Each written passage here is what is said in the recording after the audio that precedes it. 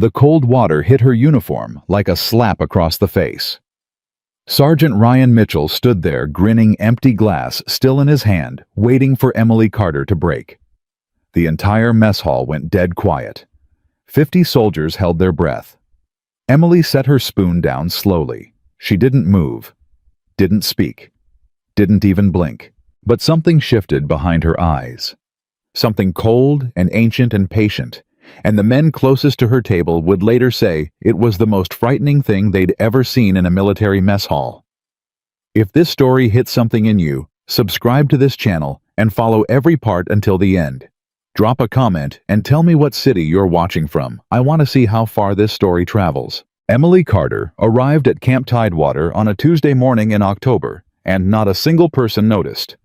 That was the point. She drove herself through the main gate in a gray sedan with 60,000 miles on it, checked in at the administrative office with a canvas duffel bag over one shoulder, signed 3 forms without being asked to sign them, and found her quarters in under 8 minutes without asking anyone for directions.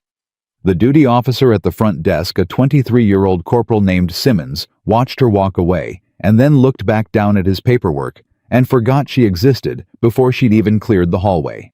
Her assignment read, Logistics Specialist Grade E6. Transferred from Camp Pendleton. Reason for transfer: administrative consolidation. Nobody read past the first line. Sergeant Emily Carter, 34 years old, stood 5 feet 4 inches tall. Brown hair she wore pulled back tight. No jewelry. No perfume. Eyes the color of wet concrete that didn't invite conversation. She moved through a room the way water moves through a pipe, efficiently, without friction, without making a sound that didn't need to be made. She was in every surface appearance exactly what her file said she was, a logistics specialist. The woman who made sure supplies got from point A to point B without getting lost. The woman who triple-checked manifest forms and flagged discrepancy reports and sent politely worded emails about fuel allocation. The woman who, according to Sergeant First Class Ryan Mitchell, who had served 3 combat tours and wore that fact like a second skin, was, quote, about as military as a filing cabinet. He'd said it her first week. He'd said it loud enough for her to hear across the motor pool. He'd said it with the easy confidence of a man who'd never once been wrong about another person and couldn't conceive of starting now. Emily had heard him. She hadn't reacted. That, more than anything else, was the thing nobody at Camp Tidewater knew what to do with. The base had a rhythm to it the way all bases do. Wake calls and formation runs, and the smell of industrial coffee from 0500 onward. Weapons maintenance and vehicle checks, and the low, constant percussion of boots on pavement. Men and women who'd built their identities around being hard, being ready, being unbreakable. Mitchell was the loudest instrument in that orchestra. He was 41 years old and built like someone had poured cement into a man-shaped mold. 3 combat tours in the Middle East. Commendation medals. A photo on his wall of himself shaking hands with a 2-star general. He ran his platoon with the absolute certainty of someone who had never seriously entertained the possibility that he might be wrong. And he ran the motor pool the same way, and he ran the mess hall conversations the same way. And on the 3rd day after Emily arrived, he ran his mouth about her in a way that reached every corner of the base before lunch. You seen the new logistics girl? Comes in, doesn't salute anybody, doesn't introduce herself, just walks around like she's checking a grocery list. No combat patch. No deployment history. Probably spent her whole career behind a keyboard. Private Hendricks, 20 years old, and still trying to figure out where he fit in the hierarchy, had nodded. She seems kind of intense, though, Sergeant. Mitchell had looked at him the way a man looks at something small and naive. Son, knowing how to look at people with your jaw set doesn't make you intense. It makes you theatrical. There's a difference. He'd moved on.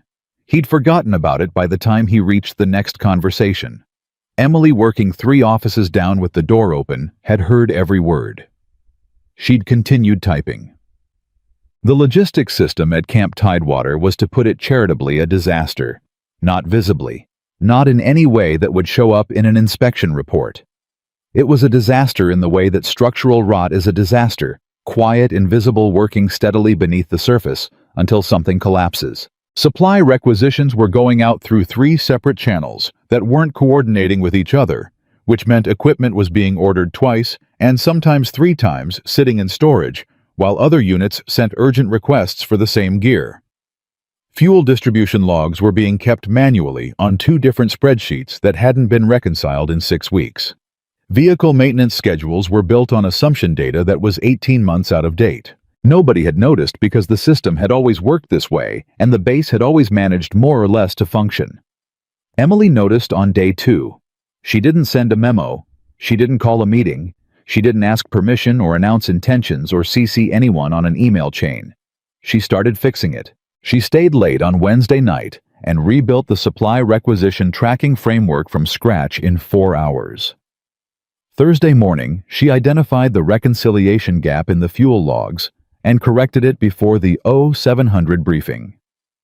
By Friday, she'd cross-referenced the vehicle maintenance data against actual deployment records and produced a new schedule that reduced projected downtime by 31%. She left the updated files in the shared system drive with a brief summary note. No fanfare, no explanation, just the work sitting there like it had always been there. Captain Torres, the base supply officer, found it Friday afternoon while pulling numbers for a weekly report. She stared at her screen for a long moment, then called her assistant in. "Who did this?" Sergeant Carter, ma'am, the new logistics specialist." Torres looked at the work for another 10 seconds. "She rebuilt the entire tracking system in 3 days." "Yes, ma'am. Tell her I need to see her." Emily appeared in Torres's office 11 minutes later, still carrying a clipboard, still wearing the same expression she'd worn since she arrived, calm and contained and giving nothing away. "This is excellent work," Torres said, turning her monitor to face Emily. "Thank you, ma'am. How long did it take you? To identify the problems or to correct them?" Torres paused. "Both. Identified them Tuesday afternoon. Corrected them over the last 3 days." Torres sat back in her chair. "You've been here less than a week." "Yes, ma'am." "Most specialists spend their first month just learning the system." Emily looked at her steadily. "The system had problems. I fixed the problems." Torres studied her for a moment. "Is there anything you need? Resources, access, personnel?" "No, ma'am." "Is there anything else you found?" Emily set the clipboard on the edge of the desk. On it was a 3-page handwritten list. Torres looked at the list. She looked back up at Emily. "Anything else you need?" she said again, quieter this time. "Just the access codes for the vehicle maintenance database," Emily said. "I'll have the rest corrected by end of next week." Mitchell found out about the logistics overhaul on Saturday morning. He found out because Corporal Walsh, one of his own people, mentioned it in passing while they were running vehicle diagnostics. "Heard the new girl completely rebuilt the supply system. Captain Torres is apparently thrilled." Mitchell had kept his eyes on the diagnostic panel. "What new girl?" "Sergeant Carter, the logistics specialist. She found like a dozen system errors in her first week and fixed all of them." Mitchell was quiet for a moment. "Good for her," he said. Walsh glanced at him. "You don't seem that impressed, Sergeant. Finding errors in a paperwork system isn't the same as being a soldier, Walsh. Anybody can fix a spreadsheet. Try doing it while somebody's shooting at you." He'd said it dismissively and moved on, but something had shifted imperceptibly in his expression. Not anger, not yet. Something smaller than anger. Something that looked, if you knew what to look for, a little bit like unease. The mess hall at Camp Tidewater sat about 200 people at full capacity, and on weekday evenings, it ran at around 60 to 70%. Rectangular tables arranged in rows, trays and stainless steel serving lines. The low roar of overlapping conversations and the clatter of silverware and boots on a linoleum floor. Emily ate alone by preference or by habit, or by some combination of the two that she'd never explained to anyone. She chose a table near the wall away from the main traffic flow, and she read while she ate. Not a phone, not a tablet, a physical book, something old by the worn look of the spine. Nobody sat with her. Nobody was unfriendly to her. She was simply in the social architecture of the base, a person who hadn't yet been integrated. And the mess hall had an instinctive way of sorting people into their positions that didn't require any individual effort. It was a Thursday evening 9 days after she'd arrived, when Mitchell walked into the mess hall with 4 members of his platoon and changed everything. He didn't plan it. That was what made it worse. He walked in, spotted her sitting alone with her book, made a comment to the men behind him. Something low, something that made 2 of them laugh and 1 of them look at the floor, and then for reasons that probably had more to do with the unease that had settled under his skin since the Saturday conversation with Walsh, than with any real calculation, he walked across the mess hall toward her table. Emily didn't look up from her book. "Carter," he said. She turned a page. "Sergeant Mitchell. Heard you've been busy rewriting the logistics manual. Very impressive. You going to fix the cafeteria menu next? I've had concerns about the Tuesday chicken." Some of the soldiers at nearby tables laughed. Others looked at their food. Emily looked up at him. Her face was neutral, her voice even. "The logistics system had structural inefficiencies. I corrected them. If you have specific concerns about the cafeteria menu, that falls under a different department." He smiled. It didn't reach his eyes. "Very literal. I like that. Very precise. Very, what's the word? Bureaucratic. Was there something specific you needed, Sergeant?" He looked at her for a moment. The mess hall was quieter now. Not silent, but quieter in that instinctive way crowds go quiet when something is about to happen. "I'm just trying to understand," he said, pulling out the chair across from her and sitting down uninvited. "What exactly a person with your background thinks they're contributing. You fix some spreadsheets. Great. But when things go wrong, real things in the field under pressure, what do you bring to that?" Emily set the book face down on the table. "I bring whatever's needed." That's not an answer. It's the only answer that makes sense. He leaned forward slightly. "See, that's what bothers me about people like you. All this quiet confidence, all this mysterious competence. But it never gets tested, does it? You sit in your office, and you fix your spreadsheets, and you look at people like you know something they don't, and nobody ever calls you on it." "You're calling me on it right now," Emily said. "Yeah." He sat back. "I am." She held his gaze for a moment. 3 seconds. 4. Then she picked up her book and went back to reading. Mitchell stared at her. The fact that she'd simply resumed reading, not in defiance, not dramatically, just with the complete disinterest of someone who'd concluded the conversation was over, was somehow more infuriating than anything she could have said. He stood up. He reached across the table. He picked up her water glass, a full 16-ounce glass of ice water, and he poured it directly onto her uniform. The sound it made was very small. The silence that followed was enormous. Emily sat completely still. The water soaked through her uniform, spread across the fabric, dripped from the table edge. The ice cubes settled. One of them slid off the table and landed on the floor. The mess hall had gone absolutely silent. 57 people, by the count that Private Hernandez would later give in his written statement, had seen it happen. 57 people were now holding their breath, watching, waiting to see what came next. Mitchell stood there with the empty glass in his hand, wearing the expression of a man who'd committed to something and wasn't going to back down from it now. "You going to report me?" he said. "Write me up. Put in a formal complaint. That seems like the kind of response a logistics specialist would have." Emily said nothing. She set her book down flat on the table. She picked up her spoon, the soup spoon she'd been using, and set it carefully to the right of her tray. She looked at her hands for a moment, the way a person looks at their hands when they're making a decision about what those hands are going to do next. Then she looked up at Mitchell.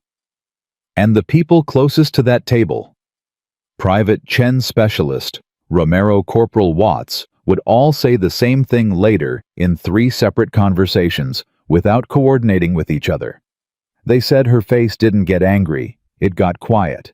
Not the quiet of someone absorbing a blow, the quiet of someone calculating. "Sergeant Mitchell," she said. Her voice was completely level. "I'm not going to report you." He blinked. He'd expected anger or tears or the careful, controlled fury of someone filing it away for later. He hadn't expected that. "You're going to sit there," she said, "in front of everyone here, in front of your own people, and you're going to think about what you just did. And you're going to keep thinking about it for a while." "Is that a threat?" "It's a prediction." He laughed, but it came out sharp and wrong. "A prediction, right." He set the glass down on the table. "You want to know what my prediction is? My prediction is that you're exactly what I said you were. Somebody who looks the part and fixes paperwork, and has never once been in a situation where the only thing between you and disaster is your own nerve." Emily looked at him for a long moment. "Go finish your dinner, Sergeant," she said. She reached for a napkin, blotted the front of her uniform, and picked up her book. She went back to reading. Mitchell left the mess hall 2 minutes later. He didn't say anything else. He walked to the serving line, got a tray, sat at the other end of the room with his platoon, and ate in unusual silence while his men shot each other. Looks they didn't put into words. The mess hall slowly, carefully returned to its normal volume. But something had changed in the room the way the air changes after a lightning strike, and every person in it could feel it. Private Hernandez leaned toward Corporal Watts. "Is she just going to let that go?" Watts kept his eyes on his tray. "I don't think she's letting it go." "She looked like she let it go." "Yeah." Watts picked up his fork. "That's what worries me." Lieutenant Colonel David Reynolds had been commanding officers at one level or another for 19 years, and in those 19 years he had developed through painful experience a very specific skill. He could tell the difference between someone who was calm and someone who was dangerous. Most people thought those two things were opposites. Reynolds knew they were sometimes the same thing. He'd been eating in his office that Thursday evening, a habit he'd developed when the mess hall volume started affecting his ability to think, and he hadn't been in the room when Mitchell poured the water. But he heard about it within 20 minutes through 3 separate channels, which told him everything he needed to know about how significant the event had felt to the people who witnessed it. He pulled Emily Carter's file that night. Or more precisely, he pulled the version of Emily Carter's file that existed in the standard administrative system. E6 Logistics Specialist, 6 years active duty. Performance reviews that were uniformly excellent, but uniformly uninflected. The kind of evaluations that said, "does the job well," without saying anything about the person underneath the job. Transfer from Camp Pendleton reason listed as administrative consolidation. Ordinary. Thoroughly, carefully ordinary. Reynolds read it twice. Then he made a call to a contact he maintained at the Naval Special Warfare Command, a man he'd served with 15 years ago, a man who now occupied a position that didn't appear on any publicly available org chart, and he described Emily Carter. The line was quiet for a moment. "What's your clearance level?" his contact said. "Same as it's always been. That's not high enough for the full picture, but I can tell you this." A pause. "If a woman matching that description is at your installation and something's bothering you about her file trust, the thing that's bothering you." What does that mean? It means some files exist to be ordinary, and the people those files belong to, they exist to be underestimated. Reynolds hung up. He sat in his office for a long moment. Then he opened his desk drawer, took out the blank notepad he kept there for exactly this kind of thinking, and wrote 3 words. He stared at them. Then he put the notepad away. He would watch. He would pay attention. And he would wait to see what Sergeant Emily Carter did next. Emily ran at 4:45 the next morning. Not the base fitness trail, which was lit and monitored and populated by the chronically competitive.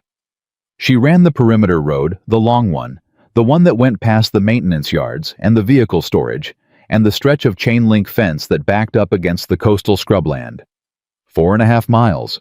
No music, no tracking app, no audience. Corporal Watts saw her from the vehicle bay where he was doing early maintenance checks. He watched her pace, not the pace of someone fulfilling a physical requirement, but the pace of someone who ran the way other people breathed out of absolute biological necessity, and he stood there for a moment longer than he needed to. He'd been in the army for 11 years. He'd known a lot of soldiers. He'd known maybe 6 people who ran like that. Every one of them had done things he still didn't talk about. He went back to his maintenance checks. Mitchell didn't apologize. Emily hadn't expected him to. What she hadn't expected on the timeline it arrived was the way his behavior escalated in the 2 days following the mess hall incident. Friday morning, he passed her in the corridor outside the supply office and made a comment about her uniform still looking wet. One of his guys laughed. Emily didn't respond. Friday afternoon, he appeared in the doorway of her workspace while she was in the middle of a complex database reconciliation and asked loudly enough for the 3 other specialists in the room to hear whether she'd found any more spreadsheets that needed rescuing. She typed a figure into the database. "Is there something you need from this office, Sergeant?" she said without looking up. "Just checking in on the paper warriors. We're processing a supply chain analysis that's going to save this installation approximately $42,000 annually. If you'd like to observe, you're welcome to find a chair. If not, I need to ask you to let us work." He looked at her. She looked at her screen. He left. But Saturday brought something different. Saturday morning, Emily found that her access credentials for the vehicle maintenance database, the database she'd been correcting and had specifically requested access to, had been revoked overnight. She checked twice. Then she walked to the administrative office, waited for the duty sergeant to complete a phone call, and asked calmly who had submitted the access modification request. The duty sergeant checked. Checked again. It was submitted through the motor pool office, Sergeant Carter. Emily nodded. She walked back to her workspace. She sat down at her desk. For 30 seconds, she was still the way she'd been, still in the mess hall, with that quality of stillness that was less like inaction and more like weather system forming. Then she picked up her phone and called Captain Torres. "Ma'am, someone revoked my database access overnight. I need it restored." Torres was quiet for a moment. "Who submitted the request?" "Motor pool office." Another pause. "That doesn't go through the motor pool." "No, ma'am, it doesn't." "I'll have your access restored within the hour." Torres's voice had tightened, but not at Emily. "And I'm going to have a conversation about authorization procedures." "I appreciate that, ma'am. One more thing." "Yes, I'd like permission to continue the vehicle maintenance database project through the end of next week as originally scheduled." "You have it." "Thank you, ma'am." She hung up. She folded her hands on the desk. Private Chen, who shared the workspace and had heard both sides of the conversation without trying to study a spot on the wall, and said nothing. 2 minutes later, Emily pulled up a new spreadsheet and started working. Chen watched her for a moment out of the corner of his eye. She wasn't angry. That's what he would tell Hernandez that evening. She wasn't angry, and she wasn't rattled, and she wasn't calculating revenge. She was just working. Like a person who knew with absolute certainty that the work was going to matter more than anything else eventually. And that certainty somehow was the most unsettling thing he'd seen all week. On Sunday evening, Lieutenant Colonel Reynolds walked into the supply office at a time when he knew most of the staff would be gone, and he found Emily Carter at her desk working. She looked up. "Sir?" "At ease." He looked around the empty office, then at the work on her screen. "You're here on a Sunday." "I'm behind schedule." "Because of the access interruption." She met his eyes. "Yes, sir." He pulled a chair from the adjacent desk and sat down. This was, in Emily's experience, very unusual behavior for a lieutenant colonel, and she filed it accordingly. "I want to ask you something," he said, "and I want you to know it's off the record." "All right. What's your read on what happened in the mess hall Thursday?" Emily considered the question. A sergeant who's accustomed to getting reactions from people encountered someone who didn't give him one. That frustrated him. He escalated. "That's analytical." "You asked for a read." Reynolds looked at her for a moment. "How long have you been dealing with that kind of behavior?" "Since I put on a uniform." "And how do you handle it?" Emily looked at him steadily. "I do my job. I do it better than anyone expects. And I wait." Wait for what? She held his gaze. For the moment, when it becomes unavoidable to see what's actually there. Reynolds sat with that. Then he said carefully, "Your file is very clean, Sergeant Carter." "Yes, sir." "Very complete." "Yes, sir." "Some files are complete in a way that suggests there's nothing else to know." He paused. "And some files are complete in a way that's carefully constructed to suggest that." Emily said nothing. Reynolds looked at her for a long moment. "I'm not here to pull anything out of the file that isn't there," he said. "I'm here because I spent 20 years learning to tell the difference between someone who's quiet and someone who knows how to be quiet. Those aren't the same thing." Emily looked at her screen for a moment. Then, in a voice that gave away nothing and somehow gave away everything, she said, "No, sir, they're not." Reynolds stood. He straightened his uniform. "Good night, Sergeant." "Good night, sir." He walked out. Emily looked at the door for a moment. Then she turned back to her screen. She had work to finish. On Monday morning, the base woke up to a logistics crisis. A supply convoy was stuck in transit, 3 vehicles, 48 hours out, carrying equipment for a joint training exercise scheduled to begin in 72 hours. The convoy had been rerouted due to a road closure and was now sitting at a secondary waypoint with no updated routing documentation and no contact confirmation with the receiving unit. The duty officer discovered it at 0600. By 0615, 3 people had looked at the problem and determined it would take at minimum 6 hours to resolve through standard channels. By 0620, someone had called Torres. By 0625, Torres had appeared in the supply office doorway. Emily was already there. "You've seen it," Torres said. "Saw it at 0548. I've been on it since 0550. Torres looked at the screen over her shoulder. "What's the timeline?" "I can have the convoy rerouted and confirmed with the receiving unit in 90 minutes. I need direct communication authorization for the waypoint contact and updated routing access for the secondary road network." "You have both." Emily picked up the phone. What followed was, by multiple accounts, the most efficient logistics recovery operation anyone on the base had seen in recent memory. Emily worked 3 communication channels simultaneously, maintained direct contact with the convoy commander, coordinated with the receiving unit's logistics officer, and produced updated routing documentation that was clean and complete and exactly formatted for field use. 93 minutes after she'd started, the convoy was moving. Torres stood in the office doorway and watched. Private Chen watched from his desk. Specialist Romero, passing by in the corridor, stopped and watched. And at the far end of the corridor, Mitchell appeared at some point, no one was sure exactly when, and stood watching from a distance. His expression was harder to read. He didn't say anything. He stood there for perhaps 4 minutes watching Emily work, and then he walked away without a word. When the convoy was confirmed, moving, Torres said quietly, "Good work, Carter." Emily set down her phone.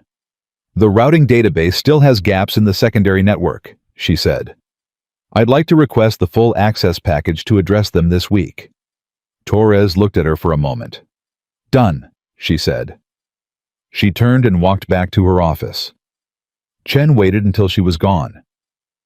"Hey, Sergeant Carter," he said. Emily looked at him. "What you just did." He hesitated.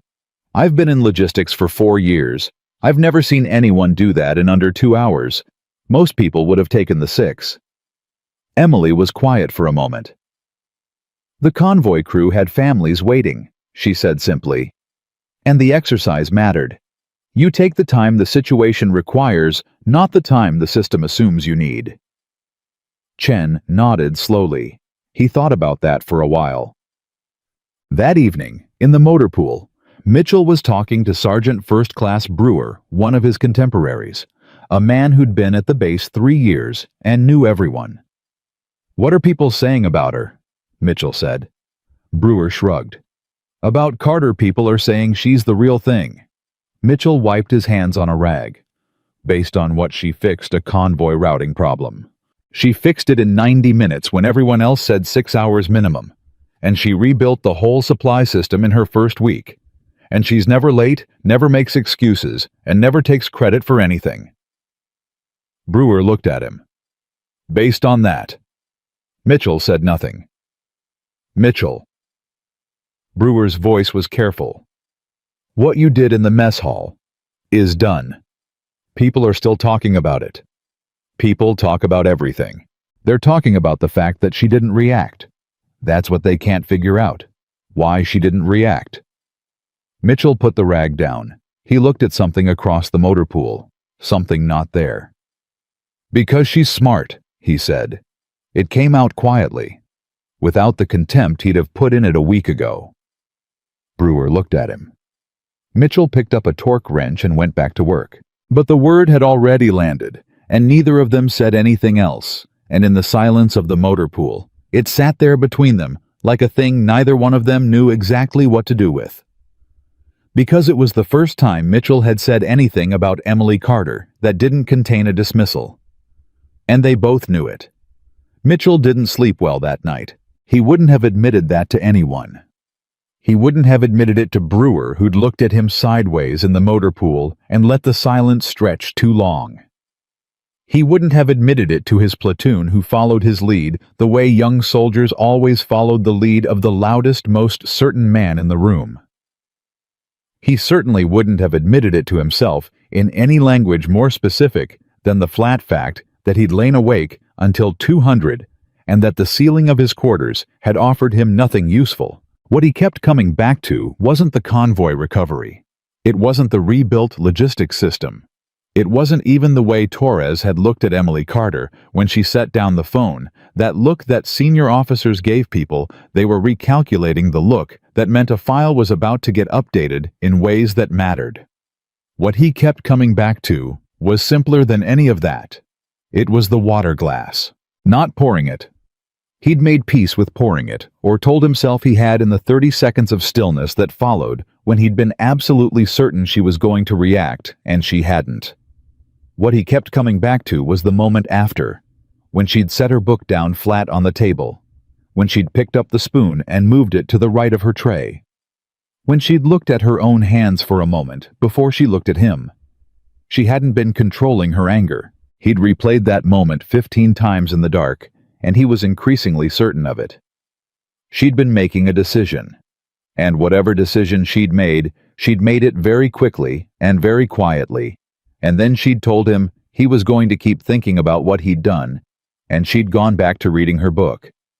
And she'd been right. He was still thinking about it. He got up at 4:20, 40 minutes before his alarm, and ran 12 miles in the dark. It didn't help. Emily was at her desk at 06:10. This was not unusual. What was unusual was that Private Chen arrived at 06:15, 15 minutes earlier than his normal start, and found her not at her computer, but sitting very still with a cold cup of coffee in front of her, looking at the wall. He'd never seen her look at nothing before. Every time he'd seen her, she was looking at something specific with the focused attention of a person who didn't waste visual energy on things that weren't relevant. He sat down at his desk without saying anything. She didn't seem to notice him come in. He pulled up his workstation, pretended to log in, watched her in his peripheral vision. She sat like that for maybe 90 seconds. Then she blinked once, picked up the cold coffee, drank it without making a face, and turned to her keyboard. "Morning, Chen," she said. "Morning, Sergeant Carter." He wanted to ask. He didn't ask. He pulled up his assignments for the day and started working, and across the office, Emily was already running numbers, already 3 steps ahead of whatever was on her schedule, already in that zone she operated in, where everything around her seemed to move a little slower than she did. But he'd seen those 90 seconds, and he sat with them all morning.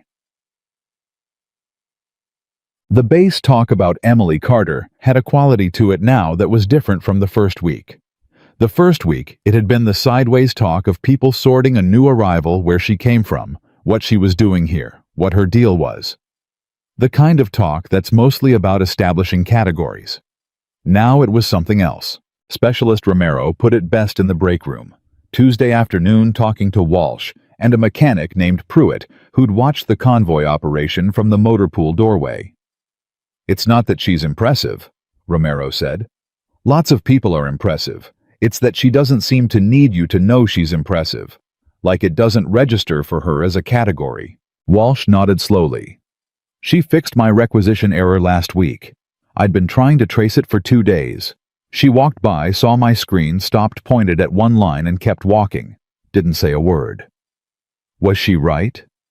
I had the whole thing resolved in 20 minutes. Pruitt looked at his coffee. What do you think her actual background is? Her file says logistics, Walsh said. Everybody's file says something. They sat with that for a moment. Whatever it is, Romero said, Mitchell poured water on the wrong person. Nobody disagreed. Mitchell showed up at the supply office on Tuesday afternoon. Emily was alone. Chen was at a supply pickup across the base. Torres was in a meeting with the base commander. It was if Mitchell had been paying attention to schedules, and he had been, which was something he hadn't fully admitted to himself, yet the quietest the office would be all week. He stood in the doorway. Emily kept typing. Carter. She finished the line she was on, then looked up. Sergeant Mitchell. He came inside. Closed the door behind him, not aggressively, but with the deliberate motion of someone who wanted a conversation to stay in the room. Emily watched him. He pulled a chair from Chen's desk and sat down across from her. For a man who typically occupied every room he entered with his volume and his certainty and his forward-leaning posture, the way he sat now was unusual. Elbows on his knees, weight forward but contained like someone who'd rehearsed a version of this conversation and was already aware the rehearsal wasn't going to match the real thing.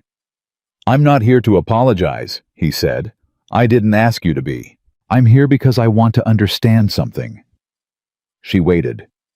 You could have reported me Thursday night.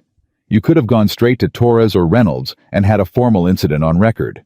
That would have been, he searched for the word efficient, given who you apparently are. Who am I apparently? He looked at her. Someone who doesn't make unnecessary moves. Emily held his gaze.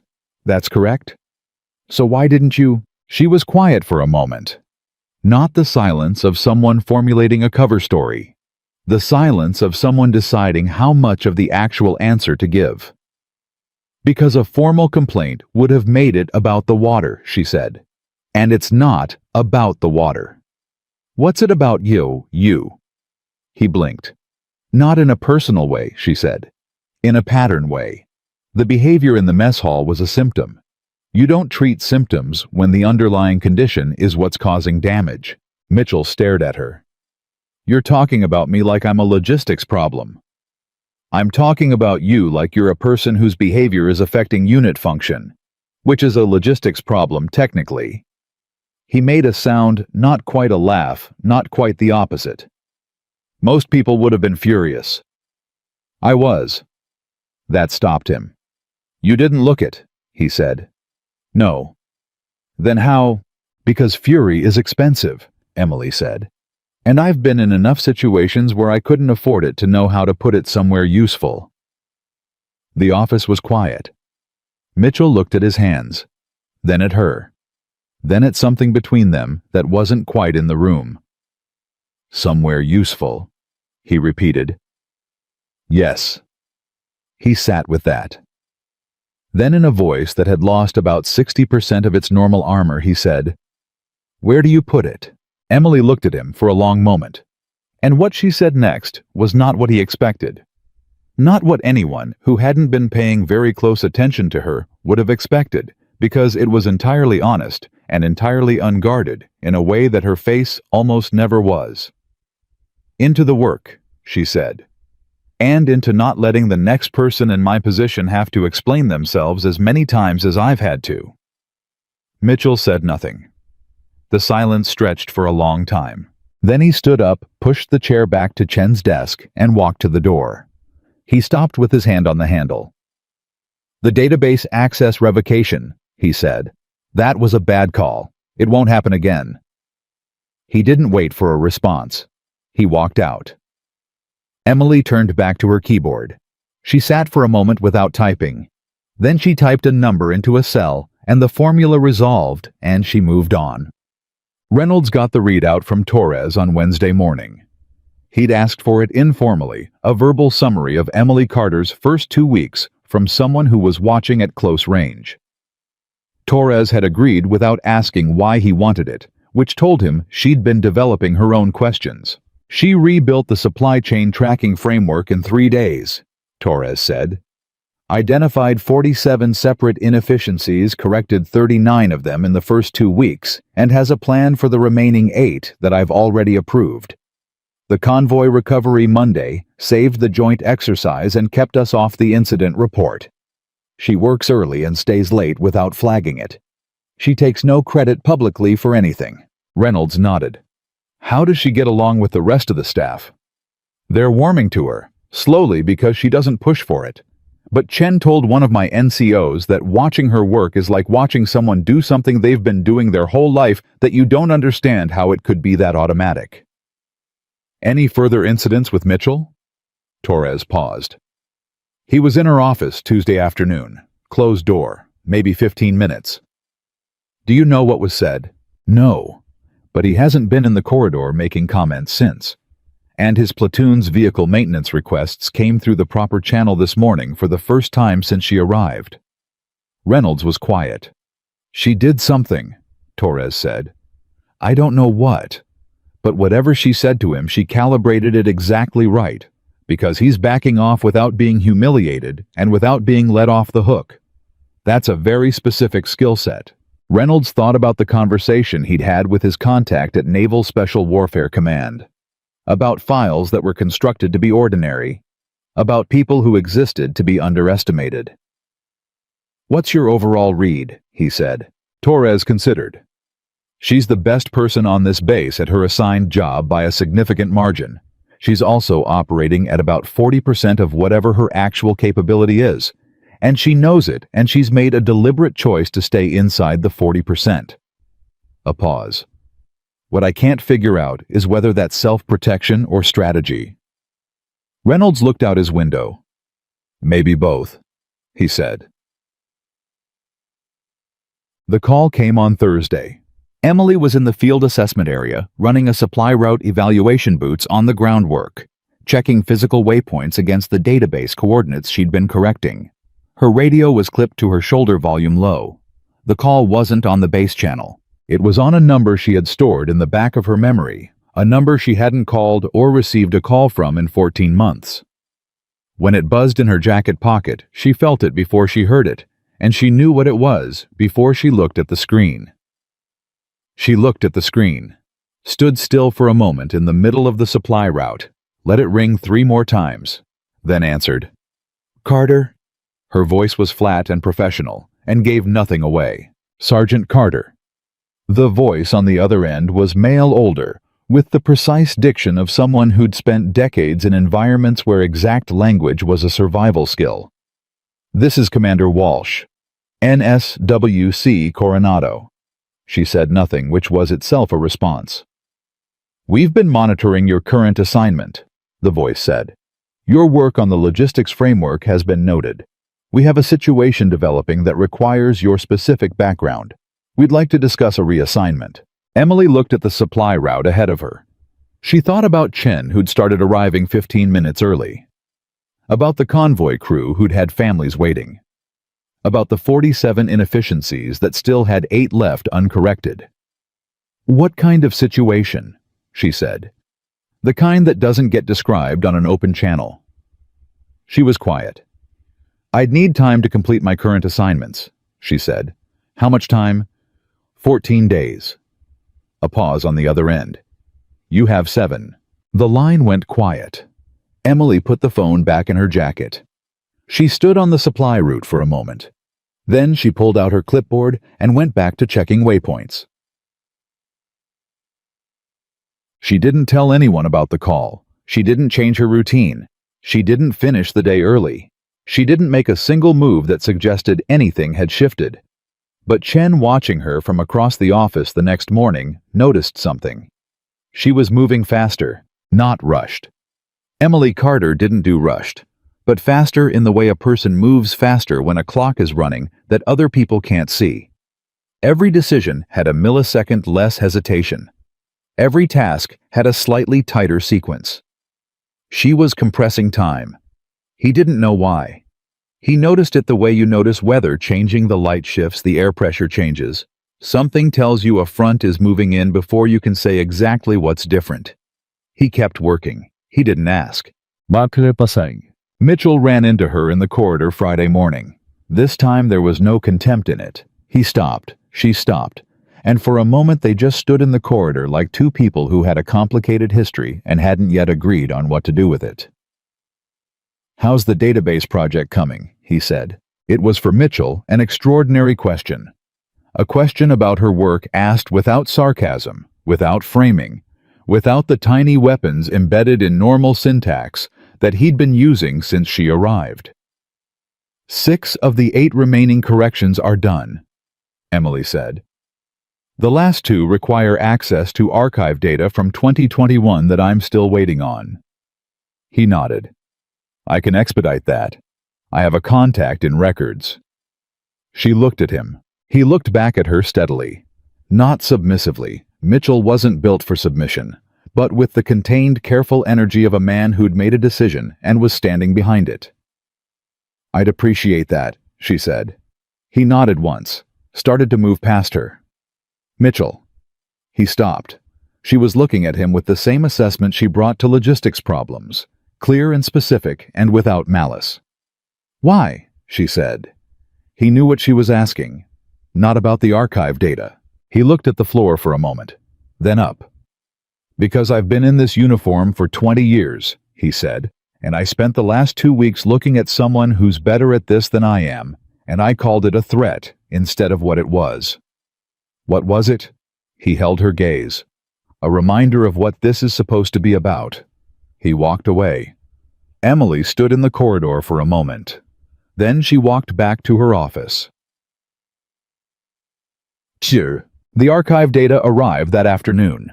Mitchell's contact in records processed it in under 3 hours. Emily had it in her system by 1600, completed the final 2 database corrections by 1730, and produced a comprehensive summary document of the entire logistics overhaul by 1900. She emailed it to Torres with a note that read, "Full corrections complete. Summary attached. Recommend quarterly review process to prevent recurrence." Torres read it that night at home. She forwarded it to Reynolds with a single line. "You need to see this." Reynolds read it. He sat back in his chair. Then he looked at the notepad on his desk, the one where he'd written 3 words the night he'd called Naval Special Warfare Command. He opened it and looked at those words. He'd written, "She's been trained." He looked at Emily's summary document. At the precision of it. At the way it identified not just what had been broken, but exactly how it had broken the sequence of decisions and non-decisions that had allowed each problem to develop. At the fact that the recommendations section didn't just say what to fix, but built a system that would catch the same failures before they happened. He thought about 20 years of reading personnel. He thought about the 6 people he'd met in his career who moved through a room like water moves through a pipe. He thought about what Torres had said, operating at 40% of her actual capability. He picked up the phone and called his contact again. "I need to ask you something directly," he said. "I'll answer what I can. Is Emily Carter currently on assignment?" A pause that lasted exactly 2 seconds too long to be nothing. "I can't confirm or deny active operational status," his contact said. "That's not a no. That's all I can give you, David." Reynolds set the phone down. He looked at the ceiling.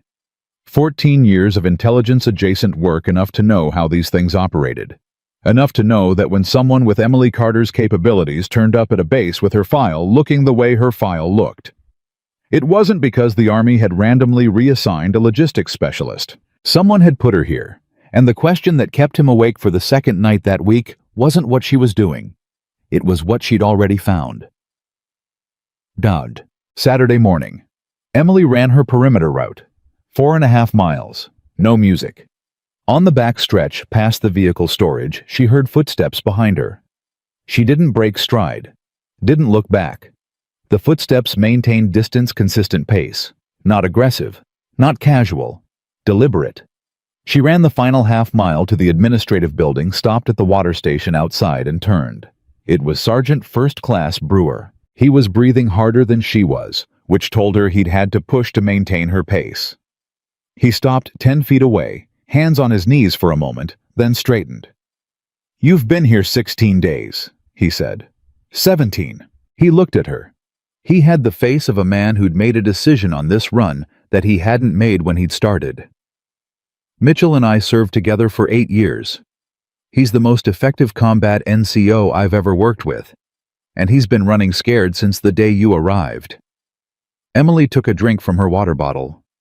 "Not scared," she said. "Uncertain." "What's the difference?" "Scared people make themselves bigger," she said. "Uncertain people go quiet." He went quiet. Brewer looked at her for a long moment. "Who are you?" he said. "And I don't mean your file." Emily capped the water bottle. "Someone who's doing her job," she said. "That's not enough of an answer." "It's the right one." She started walking toward the building. "Carter." She stopped. "There are people on this base who are going to start asking the same question I just asked," Brewer said. "Not because they want to cause problems, because you're the kind of person who makes other people want to know. And when people want to know something badly enough, they start looking for it." Emily turned and looked at him. "I know," she said. "And that doesn't worry you." She was quiet for a moment. "What worries me," she said carefully, "is finishing the things I started before the question becomes louder than the work." Brewer held her gaze. She went inside. He stood in the parking lot for a moment, replaying that last line, and he thought about the way she'd said it.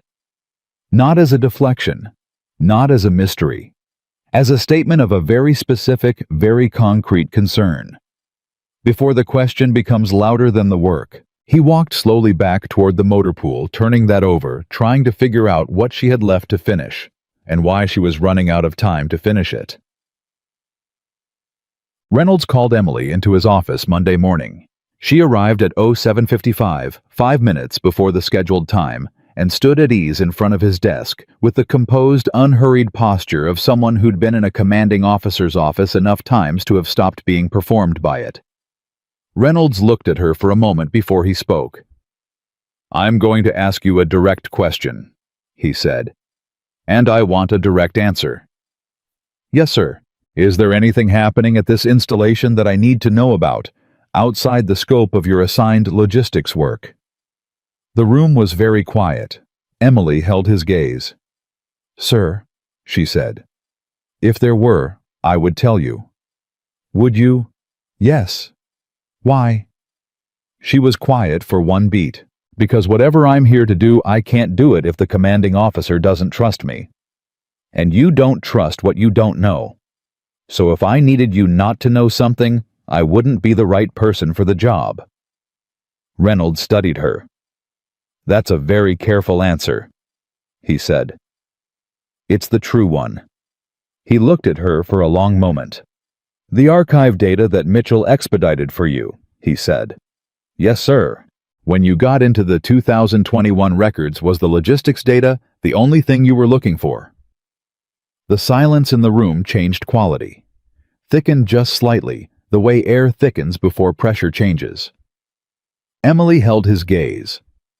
And in the 3 seconds before she answered, Reynolds watched her face with the attention he'd been trained to bring to exactly this kind of moment, and what he saw was not a person constructing a lie. What he saw was a person deciding in real time how far she'd already gone past the point of easy explanations. "No, sir," she said. "It wasn't."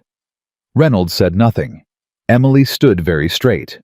"There is a financial irregularity in the 2021 fuel allocation records," she said. "It's small, exactly small enough to look like a counting error, but it follows a pattern across 8 quarters that doesn't occur by accident." She paused. "It also correlates with vehicle deployment schedules in a way that suggests the irregularity is being sustained rather than corrected." Reynolds was very still. "How long have you known?" I identified the pattern 6 days ago. Who else knows? No one at this installation. He looked at her for a long moment. 6 days, he said. Yes, sir. You sat on this for 6 days. I needed to confirm the pattern was complete before I brought it forward. If I'd been wrong, or if the data had a legitimate explanation, I hadn't found bringing it prematurely would have caused damage, Reynolds said. Yes, sir. He turned in his chair and looked out his window at the base at the ordinary Monday morning activity of people doing ordinary jobs with no idea that the floor under them was not entirely solid. Who sent you here? He said quietly, not accusingly. The way a man asks a question he's already been building toward for 2 weeks. Emily was quiet for a moment. Sir, she said, I was sent here to fix the logistics system. And, she held his gaze, and to see whether what I found was what someone thought might be there. Reynolds turned back to face her. Someone at NSWC Coronado. She said nothing, which was its own kind of answer. He leaned forward, elbows on his desk. Carter, he said, I need you to understand something.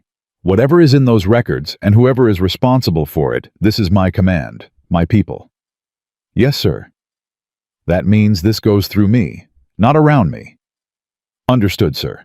And it means I need to know everything you found. Tonight, my office, 1900. Emily nodded once. Yes, sir. She turned to go. Carter. She stopped. Reynolds looked at her with the expression of a man who was recalibrating something fundamental. Whatever your file says, he said quietly, this base is lucky to have you. Emily held his gaze for a moment. Thank you, sir, she said. She walked out. Reynolds sat alone in his office. He thought about the financial irregularity in the fuel allocation records, about 8 quarters of carefully sustained small errors, about vehicle deployment schedules, about who on this base had access to all 3 of those systems. He thought about Mitchell, who had 3 combat tours, who had a contact in the records department who could expedite archive requests in under 3 hours, who had been going out of his way to make Emily Carter's work difficult since the moment she arrived. Reynolds picked up his phone, set it back down, picked it up again. This time he didn't call Naval Special Warfare Command. This time he called the Inspector General's office. And as the phone rang, he thought about what Torres had said, operating at 40% of her actual capability. He understood now what the other 60% had been doing. Reynolds was still at his desk at 1845 when Emily knocked. She came in carrying a manila folder and a USB drive, which she set on his desk without ceremony, and sat down in the chair across from him, and the straightness of her posture told him she'd been carrying this for 6 days, the way you carry something heavy. Not with difficulty, but with the constant background awareness of weight. He didn't open the folder immediately. Before we get into this, he said, I need to ask you something personal. She waited. When you found the pattern in the records, what was your first reaction? Emily looked at him for a moment. Disappointment, she said. Not anger. Anger came second. She paused. Disappointment came first because I'd hoped I was wrong. Reynolds picked up the folder. What was inside it was 11 pages. Printed clean, no handwriting, no annotations. Just numbers arranged in columns with dates and allocation codes, and the kind of bureaucratic shorthand that looked like noise to anyone who didn't know how to read it. Reynolds knew how to read it. He turned the pages slowly. The silence in the room was the specific silence of a man absorbing something he'd been half expecting and had hoped wouldn't arrive. 8 quarters, he said, beginning Q3 of 2021. The amounts are between 3,000 and 7,000 per quarter individually. In aggregate, she reached across and turned to the last page, which carried a single number at the bottom. It's just under $200,000 over 2 years. Reynolds looked at the number. Fuel allocation discrepancies, he said. On paper, but the fuel was logged, the vehicles were logged, the deployment schedules were logged. She reached over again and pointed to a column on page 4. What doesn't match is the vendor reconciliation. 3 vendors on the approved contractor list show payment confirmations for fuel deliveries that don't correspond to the logged quantities. The difference between what was paid and what was actually delivered is consistent across 8 quarters to within 4%. Reynolds looked at the vendor names. He recognized 2 of them. One was a company he'd approved a contract renewal for 14 months ago, presented to him as a routine administrative matter with a thick supporting file that he'd reviewed and signed. The other was a company whose name appeared in the quarterly budget reports he received from his logistics officer. His logistics officer, who was not Emily Carter. He set the folder down. Who was logistics officer during this period? He said, even though he already knew. Major Dennis Harlow, Emily said. He transferred out to Fort Bragg 7 months ago. Reynolds nodded slowly. Harlow. A quiet, efficient man who'd served 2 years at this installation without incident, who'd written solid quarterly reports and maintained a low profile and transferred out smoothly with a good evaluation letter that Reynolds himself had signed. Is Harlow the end of it? Reynolds said. Emily was quiet for 2 seconds. That 2 seconds told him everything. No, he said. No, sir. Who else? She reached into the folder and pulled out a single page that she'd kept separate from the rest face down. She turned it over and slid it across the desk. Reynolds looked at it. His jaw tightened. On the page was a communication log, printed from the archive record system. Timestamps, routing codes, message identifiers. Not message content. She hadn't had access to that or hadn't pulled it even if she did. Just the metadata, the fact of communication, between Harlow's administrative account and one other. The second account belonged to a person who was still on this base. Reynolds looked at the name for a long moment. Then he closed the folder. You're certain, he said. The communication log proves contact, not content, Emily said carefully. Everything else I have is pattern and correlation. I can't prove intent from this room. But you're certain? She held his gaze. Yes, sir, she said. I'm certain. Reynolds stood up. He walked to his window. He stood there with his back to Emily for a long moment, and she let him stand there because she understood that what he was processing was not just an investigation. It was the specific grief of a commanding officer discovering that someone inside his command had been corrupting it. How long have you been here? He said. 17 days. He turned. You found this in 17 days. I was looking for it, she said. That changes the timeline. How did you know to look? She was quiet for a moment. NSWC Coronado received an anonymous report 8 weeks ago. Financial irregularities at a coastal California installation. Insufficient detail for a formal investigation, but specific enough to warrant placement of someone who could look without looking like they were looking. And you were that person. I was available, and my background fit the assignment.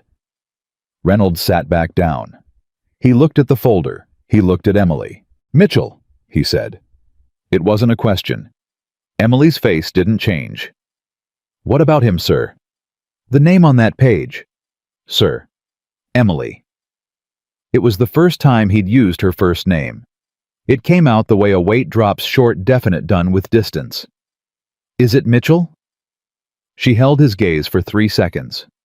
No, sir, she said. It's not. The air in the room shifted. Reynolds closed his eyes for 1 moment, opened them. Tell me, he said. The 1900 meeting ran until 21:30. When Emily left Reynolds's office, the base was quiet. The kind of deep institutional quiet that fell after evening formation, when everyone had dispersed to quarters and maintenance, and the 100 small private lives that existed inside the larger life of the installation. She walked back to her quarters alone. She didn't run, didn't take the long route. She walked directly at normal pace with her hands at her sides and the folder tucked under her arm, and anyone watching would have seen only a sergeant walking back from a late meeting. In her quarters, she sat on the edge of her bunk. She didn't move for a while. This was the part nobody talked about. The part after the certainty, and before the resolution, when you'd handed the thing over to the people who had the authority to act on it, and you had to sit inside the knowledge that you couldn't control what happened next. That all you'd done was find it and document it and put it in front of the person whose job it was to decide. She thought about Harlow. She'd never met him. He'd transferred out 7 months before she arrived. But she'd spent 6 days reading his records, and you got to know a person through their records in a specific way. Not who they were to their family or their friends. Who they were in the moments when they thought no one was measuring. She thought about the second name on the communication log. She thought about a man who had access to 3 separate systems, who had served this installation for over 4 years, who had spent the first 17 days of her presence here treating her with contempt that she now had to consider in a different light. Not Mitchell, but someone Mitchell trusted. Someone who might, if the thing moved too fast, try to use Mitchell as a problem. She picked up her phone. She sat with it for a moment. Then she made a call that wasn't to NSWC Coronado.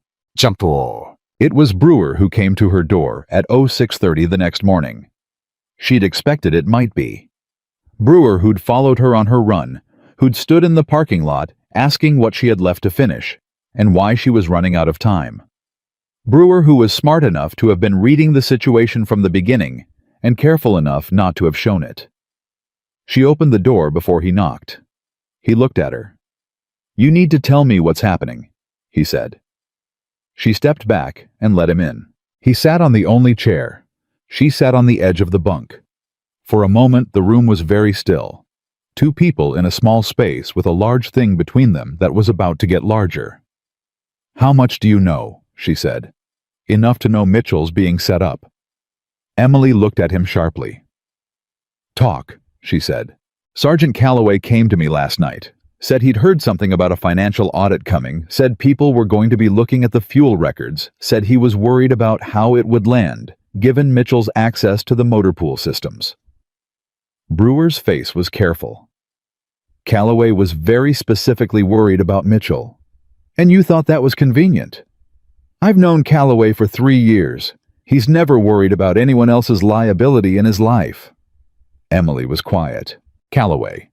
That was the name on the communication log. She looked at Brewer. "How close is he to Mitchell?"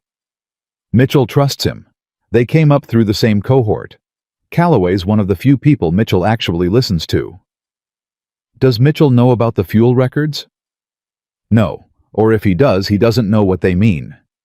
Emily stood up. She needed Reynolds.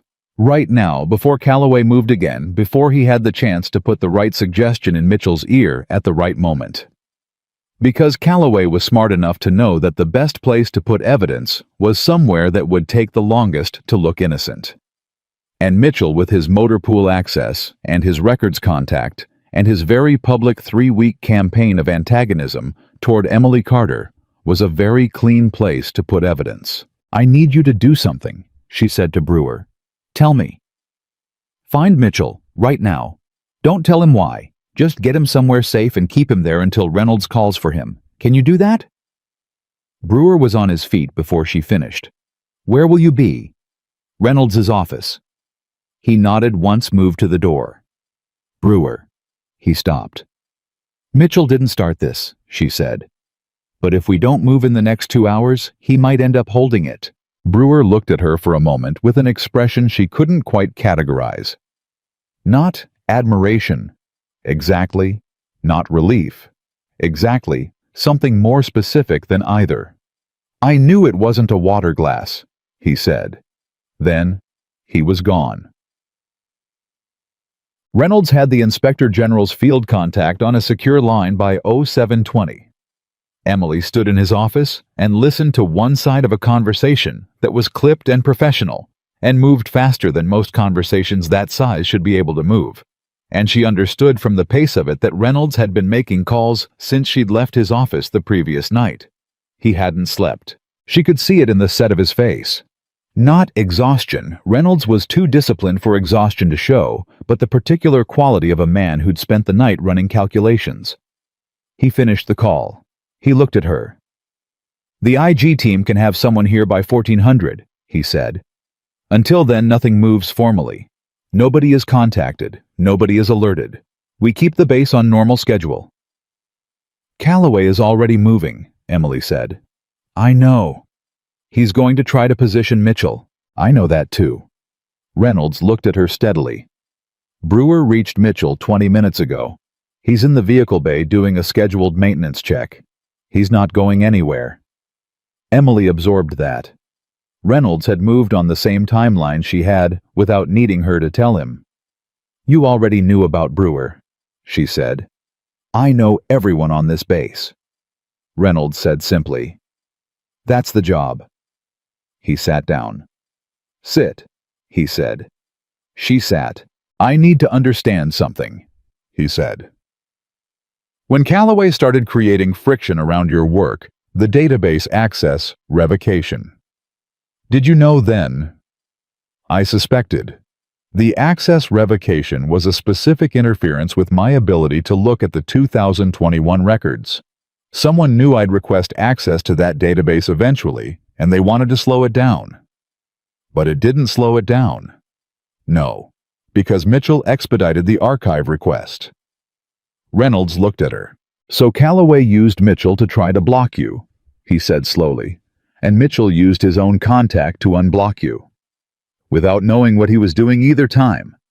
Reynolds sat back. The full shape of it was visible now. Calloway, 4 years at this installation patient and quiet and careful, had spent 3 years maintaining access to systems that gave him visibility and cover. When Emily arrived, he'd seen the threat immediately, and he'd done what careful patient people do when they feel threatened. He'd used the existing friction in the room. Mitchell's hostility had been real. His contempt had been genuine. But Calloway had read it, and he'd accelerated it, and he'd used the mess hall incident as a staging ground for everything that came after the access revocation, the early stage positioning, the groundwork for what would have been if Emily hadn't moved when she did a very clean redirection of the investigation toward the loudest, most visible man in the room. He needed Mitchell to look guilty, Reynolds said. Yes, and Mitchell handed him that by behaving exactly the way he always behaves. Yes. Reynolds was quiet. That's what I couldn't understand, he said. Why he went so hard at you so fast. The mess hall, the database. It was escalating faster than his normal pattern. Because someone was encouraging it. Reynolds looked at her for a long moment. You protected Mitchell, he said. I protected the investigation. That's not the same as saying no. She held his gaze. No, she said. It's not. Nag. At 900, Calloway appeared at the supply office. Chen was at his desk. Emily was at her workstation running what looked like routine database queries. Calloway stood in the doorway and looked at Emily with an expression that was warm and collegial and gave nothing away. Carter, got a minute?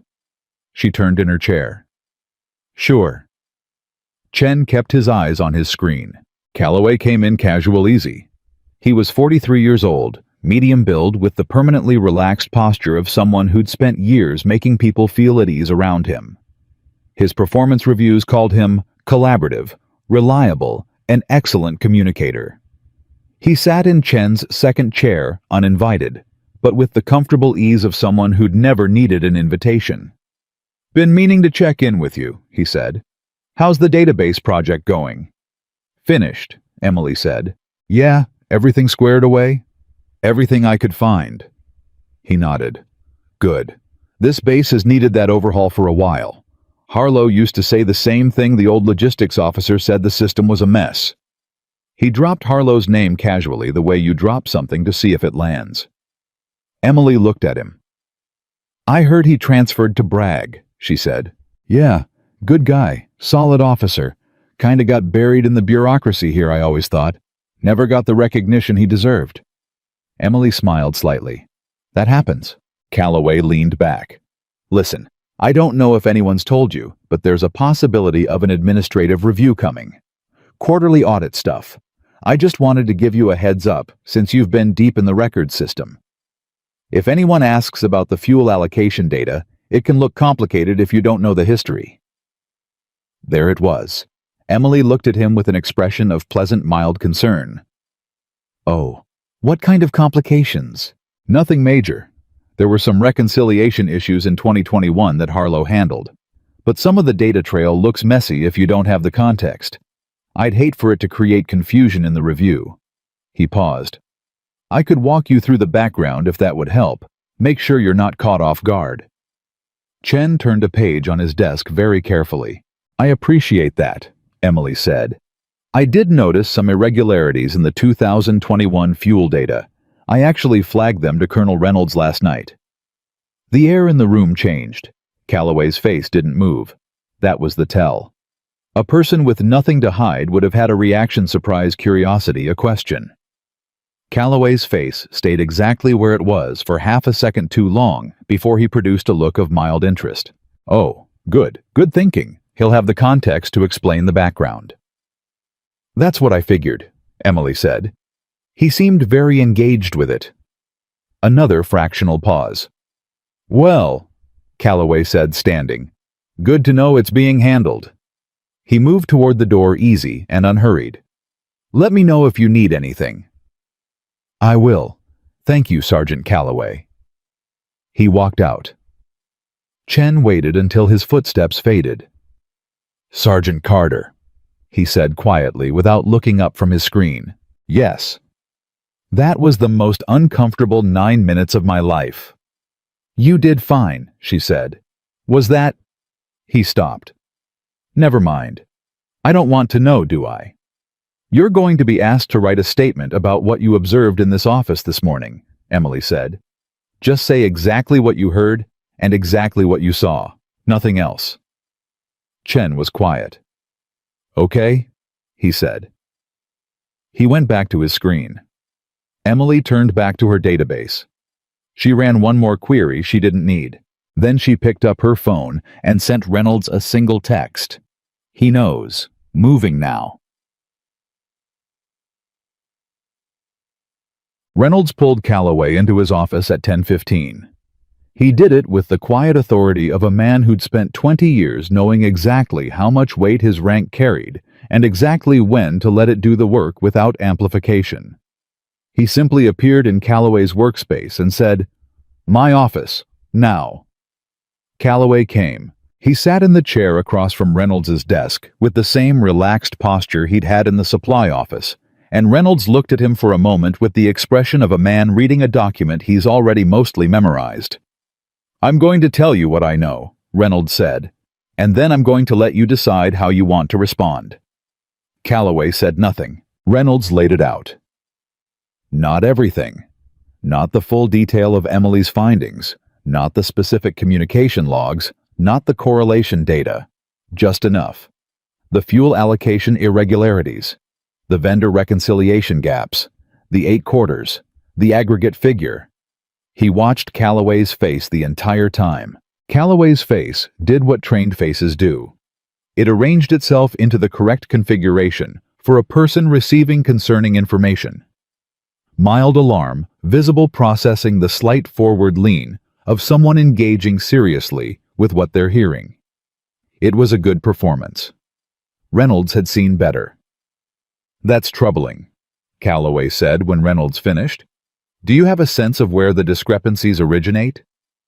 I do, Reynolds said. Harlow's oversight, do you think he was managing the fuel allocation system during that period? Harlow is part of it, Reynolds said. Yes. Calloway nodded slowly. I worried about some of his processes at the time. I should have flagged it more formally. In hindsight, Calloway. The word landed flat, no inflection, no warning in it. Just the weight of a rank and 19 years of command. Calloway stopped. Reynolds leaned forward. I know about the communication log, he said. The room went very still, and for the first time Calloway's face did something unscripted. Not panic, not guilt. Something smaller and more human than either the specific micro-expression of a person understanding in real time that the game they've been playing is over. It lasted less than a second. Then the professional face came back, but Reynolds had seen it. I think I should speak with legal counsel, Calloway said. That's your right, Reynolds said, and I'm going to advise you to do exactly that. He sat back. But before you do, I want you to hear one thing. Calloway waited. Whatever you plan to do with Mitchell, however you were going to use him, that path is closed. He has been accounted for since 06:30 this morning. Any documentation, any records, any communication that's been adjusted in the last 24 hours will be found. We have forensic access to every system you've touched. That last part was partly a bluff. The IG team wouldn't arrive until 1400, but Calloway didn't know what the IG team had.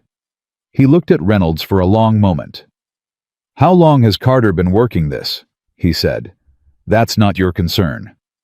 She's not a logistics specialist." "No," Reynolds said. "She's not." Calloway was quiet. Then, with the deflation of a man whose structure has given way, "What happens now? Now you wait in this office until the IG team arrives at 1400. You don't communicate with anyone. You don't access any system. You sit here and you think about the conversation you're going to have with your counsel." Reynolds stood.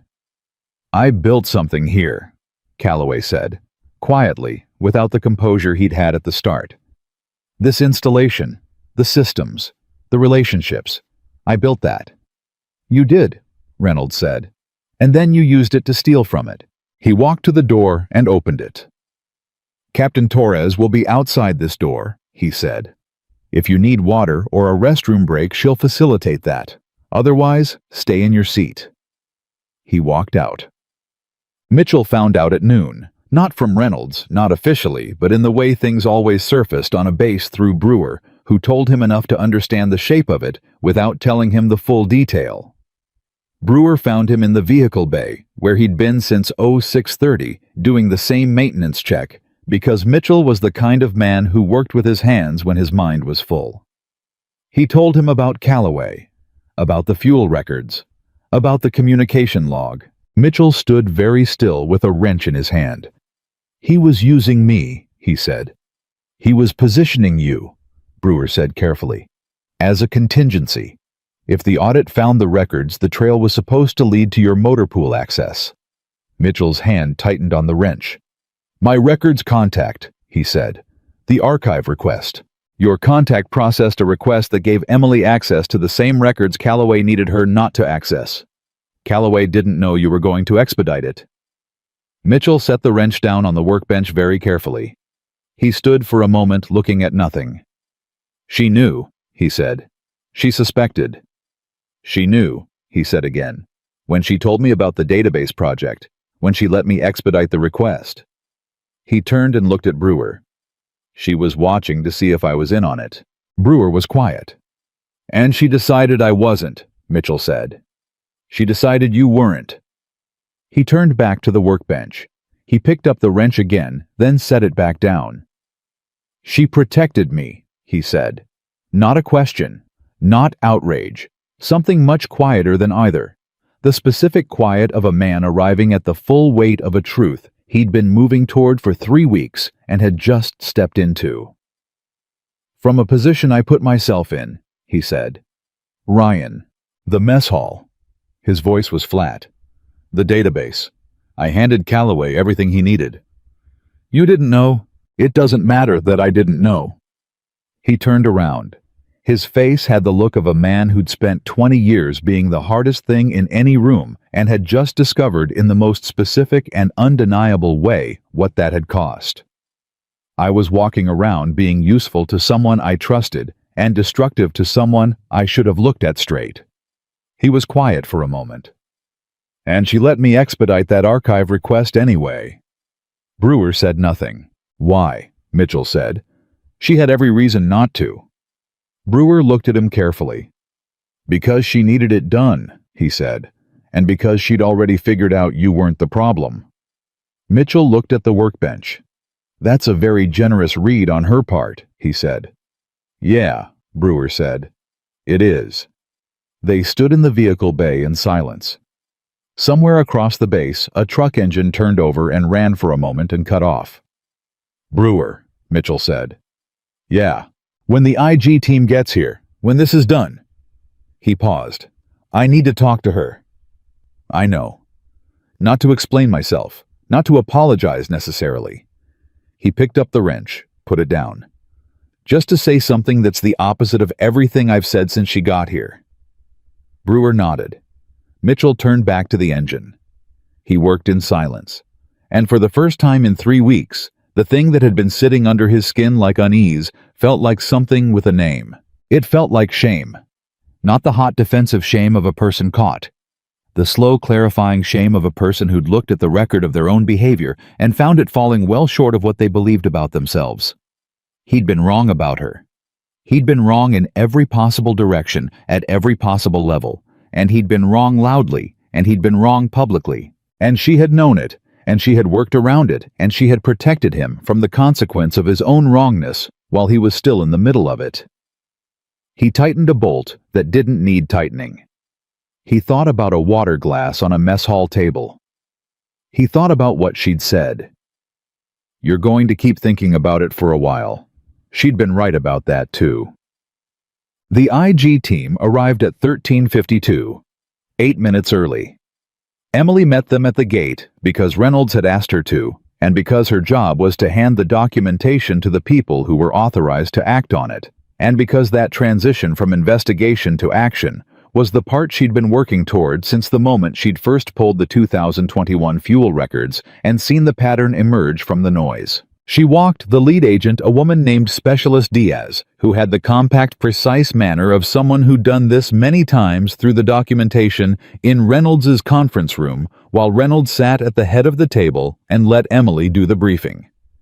She went through it in order. The pattern, the vendors, the reconciliation gaps, the communication log, the timeline of interference, the supply office conversation that morning. She laid it out in 22 minutes, clean and complete, with no editorializing and no gaps. When she finished, Diaz looked at the documentation for a moment. Then she looked at Emily. "You built this in 17 days, she said. 18 at that point, Emily said. Diaz looked at Reynolds. Reynolds said nothing. Diaz turned back to her documentation. "All right," she said. "Here's how we proceed." And while the IG team took over the room and the process and the next phase of an investigation that Emily had built from scratch and handed over complete. Emily sat at the far end of the table and watched, and she felt the specific, quiet relief of a person who has carried something a long way and set it down in the right place.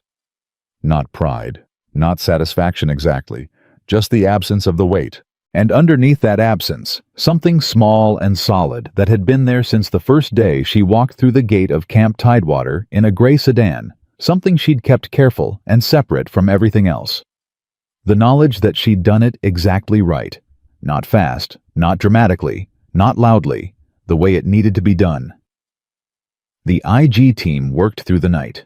Emily knew because she could see the light under the conference room door at 02:30 when she got up for water and stood in the hallway for a moment, listening to the low murmur of voices inside.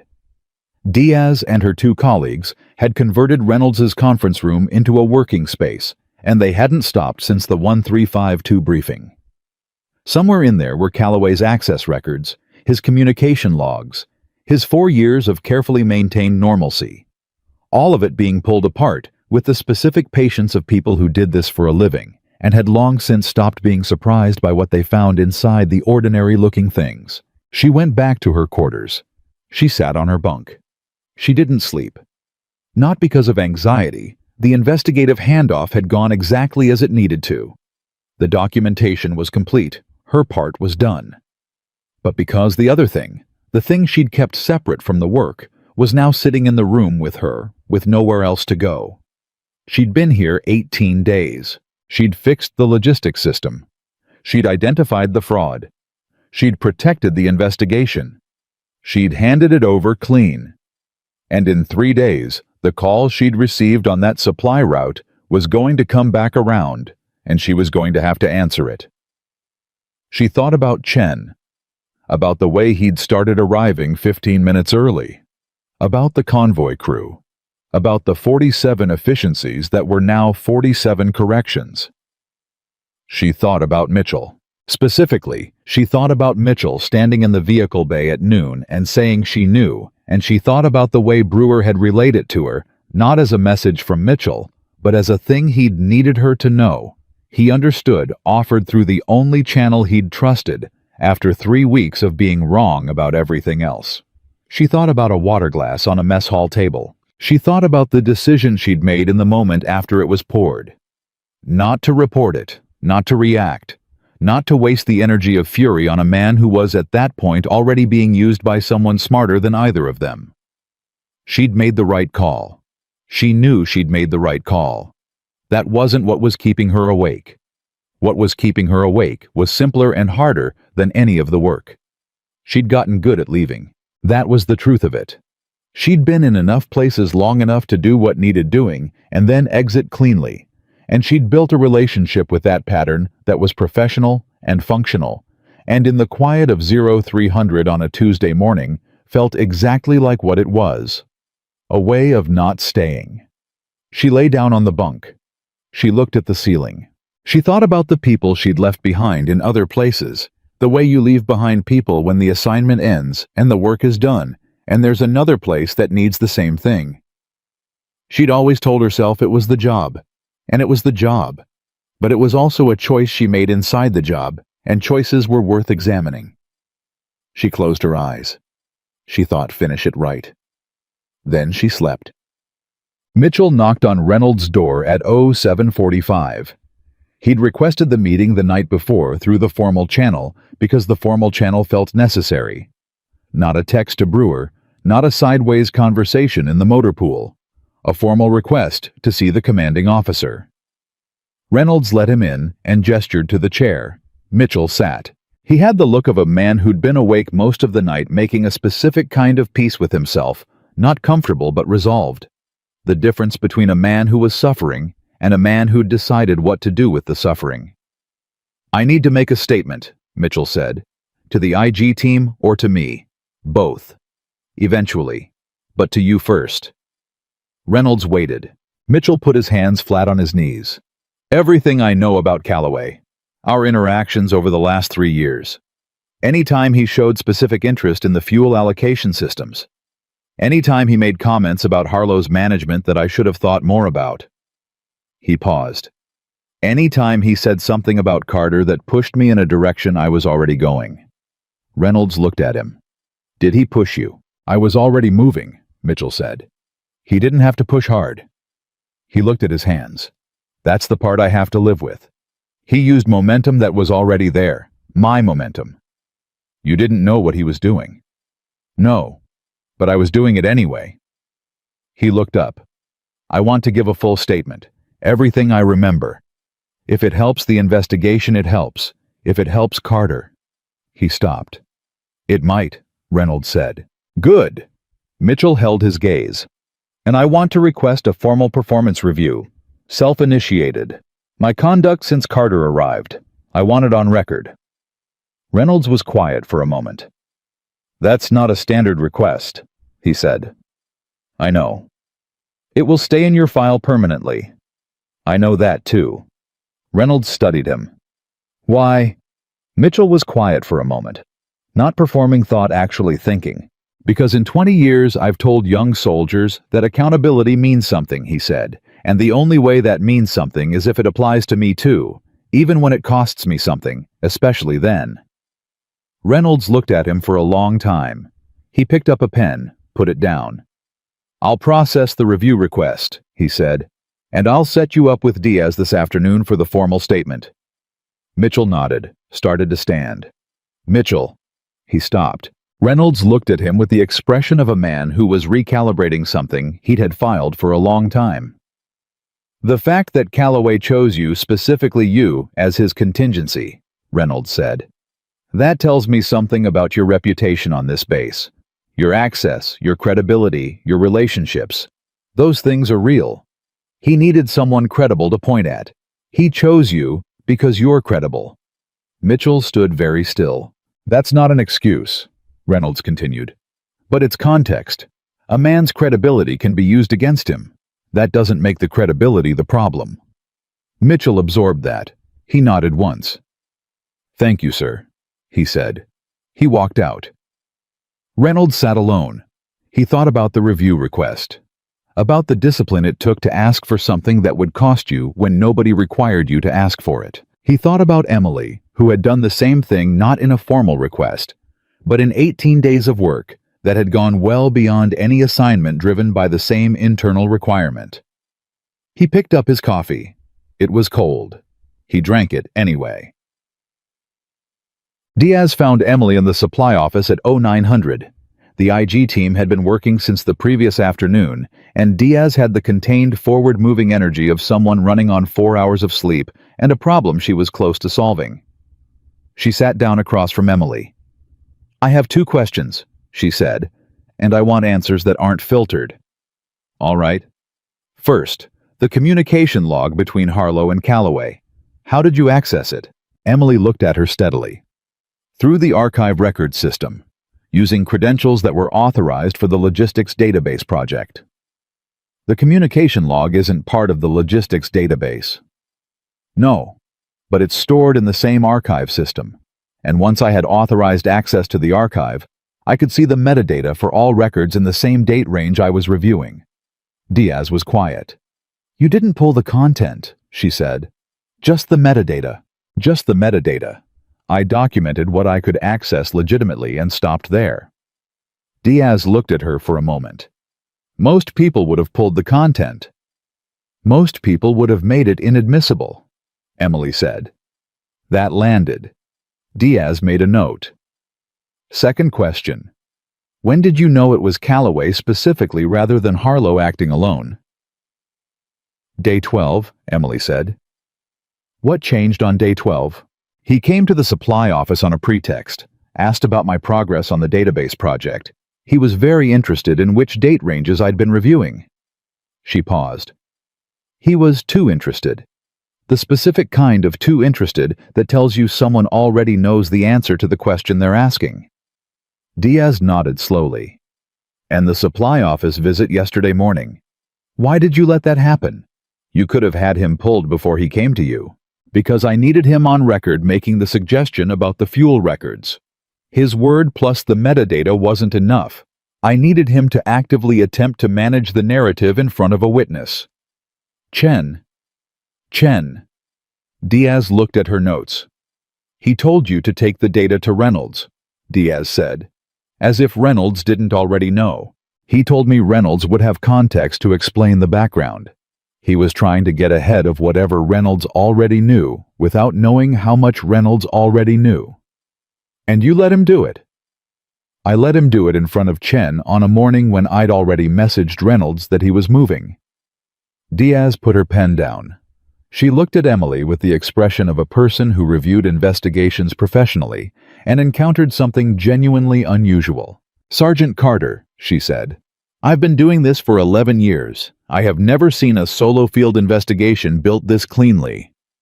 The documentation, the sequencing, the way you managed every person in this system simultaneously without tipping any of them until you were ready to move." She paused. "Your file says logistics specialist." Emily looked at her. "My file is accurate," she said. Diaz held her gaze. "Of course it is," she said. She picked up her pen, went back to her notes. Emily went back to her database, and neither of them said another word about it. The hardest conversation happened at 1100. Not the ones with Reynolds or Diaz, not the formal statements or the investigative briefings, or the careful, precise accounting of what Emily had found and how she'd found it. The hardest conversation happened in the corridor outside the supply office when Brewer appeared and said quietly, "He wants to talk to you. When you have a minute." She knew who he meant. She found Mitchell in the vehicle bay. He was not doing maintenance. He was sitting on the bench beside the workbench with his hands in his lap, which was not a posture she'd ever seen him in because Mitchell was a man who was always doing something, and sitting still without a task was not in his normal register. He heard her come in and looked up. For a moment, neither of them said anything. She leaned against the workbench. He stayed on the bench. The space between them was maybe 6 feet and felt like considerably more than that, charged with everything that had happened in it over 3 weeks. "I've been trying to figure out how to start this," he said. "Start wherever it's true," she said. He looked at that for a moment. All right. He put his hands on his knees. I was wrong about you. I was wrong immediately, consistently, and publicly. And I made it easier for someone to use that wrongness against this installation and against you specifically. He held her gaze. I'm not going to dress that up. Emily said nothing. I requested a self-initiated performance review this morning, he said. Everything since you arrived. It goes in my file. She studied him. Why? Because I expect it from my people, so I have to expect it from myself. She was quiet. The mess hall, he said. I want to say something about the mess hall. All right. It wasn't about you. You know that. But knowing it isn't about you doesn't make it better. It makes it worse, because if I'd just been angry at you specifically, that's human. What I did was use you as a target for something I'd been carrying for a long time and hadn't dealt with. And that's... He stopped. That's a failure, not of control, of honesty. Emily looked at him for a long moment. What have you been carrying? She said. He looked at the floor. I've been in this uniform for 20 years, he said. I've been in combat situations that I came home from and other people didn't. And I've spent 20 years moving fast enough that I didn't have to look at that directly. The way I ran my platoon. The way I dealt with people who seemed like they didn't belong. He paused. Anyone who reminded me that this all of it wasn't about being the hardest thing in the room. The vehicle bay was quiet. You reminded me of that, he said. Not because you were soft, because you weren't. And you didn't need anyone to know it. And I couldn't figure out what to do with someone who was harder than me in every way that mattered, and didn't care if I knew it. Emily was quiet for a long time. Then she said, I lost 3 people on a mission 6 years ago. People I'd trained with for 2 years. People I knew better than anyone I've known since. She said it flat and clean without performance. After that, I didn't want to be in rooms where proving things was the whole point anymore. I'd already proven everything I needed to prove. To myself. Mitchell looked at her. So you came here, he said. I came here, she said. And then I found something that needed fixing. So I fixed it. He nodded slowly. That's all it was for you, he said, not challenging, genuinely asking. That's what it was when I got here, she said. It got more complicated. He made a sound that was almost a laugh. Yeah. He looked at his hands. Carter, I don't know how to say this without it sounding like I'm asking you for something I don't have a right to ask for. Say it anyway. I'd like to keep working with you, if there's any version of that that's possible after everything I've done. Emily looked at him. That depends, she said. On what? On whether you understand that the problem wasn't that you doubted my capability. People can doubt capability. The problem was that you used your rank to perform that doubt publicly in a way that was designed to cost me something. She held his gaze. That's not a mistake of perception. That's a choice. Mitchell held her gaze without flinching. Yes, he said. It was. And you're not going to make it again. No, I'm not. She looked at him for a moment longer. Then we keep working, she said. She straightened off the workbench. Mitchell stood.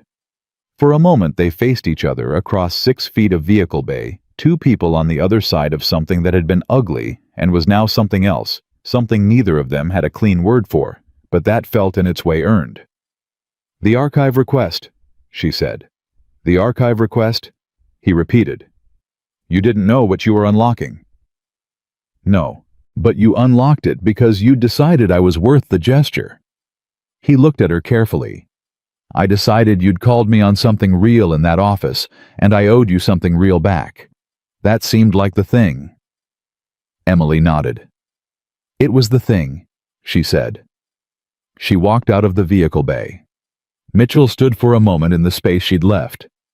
He thought about 20 years of certainty. He thought about what it cost and what it bought and what it missed. Then he picked up a wrench. And for the first time in 3 weeks, the work in his hands felt like what it used to feel like before everything got complicated and loud and pointed in the wrong direction. It felt like the right thing to do next.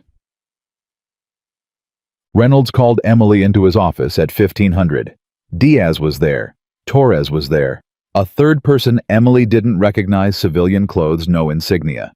The specific posture of someone in federal oversight sat at the far end of the table. Reynolds gestured to the chair across from him. She sat. "The IG team has completed their initial review," Reynolds said. "Based on the documentation you provided and the subsequent records access, they have sufficient grounds to proceed with a formal investigation of Sergeant First Class Calloway and former Major Dennis Harlow, currently at Fort Bragg." He paused. "Calloway has been formally suspended pending investigation. Harlow has been notified." Emily nodded. "The financial discrepancy totals $211,000 over 9 quarters, Diaz said. "There's a quarter we didn't have initially, Q2 of 2021, before the pattern you identified. Harlow was the primary executor. Calloway's role was maintenance and cover." She paused. "Without the communication log metadata, we would have built the Harlow case, but likely not reached Calloway. Not for months." Emily said nothing. "I want to be specific about that," Diaz said. "The metadata was the piece we didn't have. And the way you accessed it within the boundaries of your authorized credentials, documented at every step, is the reason it's usable." Reynolds was looking at Emily with an expression she'd learned over 3 weeks to read. It was the expression of a man who had a great deal more to say than the formal context allowed him to say. Torres spoke. "I've submitted a commendation to your file, both for the logistics work and for..." She searched for the right category. "The additional work." "Thank you, ma'am. The logistics system updates will remain in place after you leave," Torres said. "I've asked Chen to maintain the framework. He's more than capable." Emily absorbed that. "After you leave." It was the first time anyone had said it directly, and it landed in the room with more weight than it would have if she'd been more prepared for it. She nodded. "Chen's ready. He's been ready for a while. He just needed the system to show him what to look at." The civilian at the end of the table spoke for the first time. His voice was measured, precise. The voice of someone who chose every word with the care of someone who understood exactly what words cost. "Sergeant Carter," he said. "I'm with the Inspector General's office at the departmental level. I've been reviewing this investigation from the initial NSWC referral." He looked at her. "I want to ask you directly, how did you manage the Mitchell situation?" The room was very quiet. "What do you mean by managed?" Emily said. "He was the most obvious candidate for the contingency. His access, his visible antagonism toward you, his records contact. Calloway had built a very credible scaffold around him. If you had moved differently at any point in the first 2 weeks, reported the mess hall incident escalated the database, access revocation created an official friction record between yourself and Mitchell, that scaffold would have been almost impossible to dismantle later." Emily said nothing. "You made choices that protected him," the man said. "Repeatedly, without him knowing you were making them." "I made choices that protected the investigation," Emily said. "The distinction matters less than you might think," he said. "The outcome is the same." Emily looked at him. "Mitchell is a good soldier," she said. "He'd made choices I disagreed with, but the choices came from something real, from 20 years of service and genuine commitment, and a grief he hadn't dealt with. Calloway's choices came from something different." She paused. "I could tell the difference, so I treated them differently." The man looked at her for a long moment. "How?" he said. She thought about it. "Mitchell made everything personal," she said. "Calloway never made anything personal. He was always warm, always collaborative, always interested in other people in exactly the way a person is interested in how a tool is performing." She looked at the table. "People who are deceiving you for personal gain don't usually hate you. They just need you to be useful. And the absence of real feeling, genuine friction, genuine warmth, that's something you can learn to see." The room was silent. Diaz was writing. Reynolds was watching Emily with an expression she'd now give a specific name to recognition. The man at the end of the table closed his notebook. "Thank you, Sergeant Carter," he said. She ran her perimeter route at 4:45 the next morning. 4.5 miles. No music. On the back stretch past the vehicle storage, no footsteps behind her. Just the sound of her own breathing, and the pre-dawn quiet of a base that was asleep and would wake up in an hour into a version of itself that was slightly different from what it had been 24 hours ago. Calloway was suspended in quarters. The IG team was still in the conference room. Harlow was being served paperwork at Fort Bragg, and Mitchell was she thought about this as she ran the last half mile. Mitchell was sitting inside his own reckoning in a way that most people never sat inside theirs, because most people, when their wrongness got handed back to them, built a wall around it and called the wall perspective. Mitchell had asked for a review. That meant something. She reached the administrative building, stopped at the water station. She stood in the early dark and drank water and breathed. She thought about the call from Commander Walsh. 7 days, he'd said. She was on day 19. She thought about Chen, who'd been arriving 15 minutes early for 2 weeks.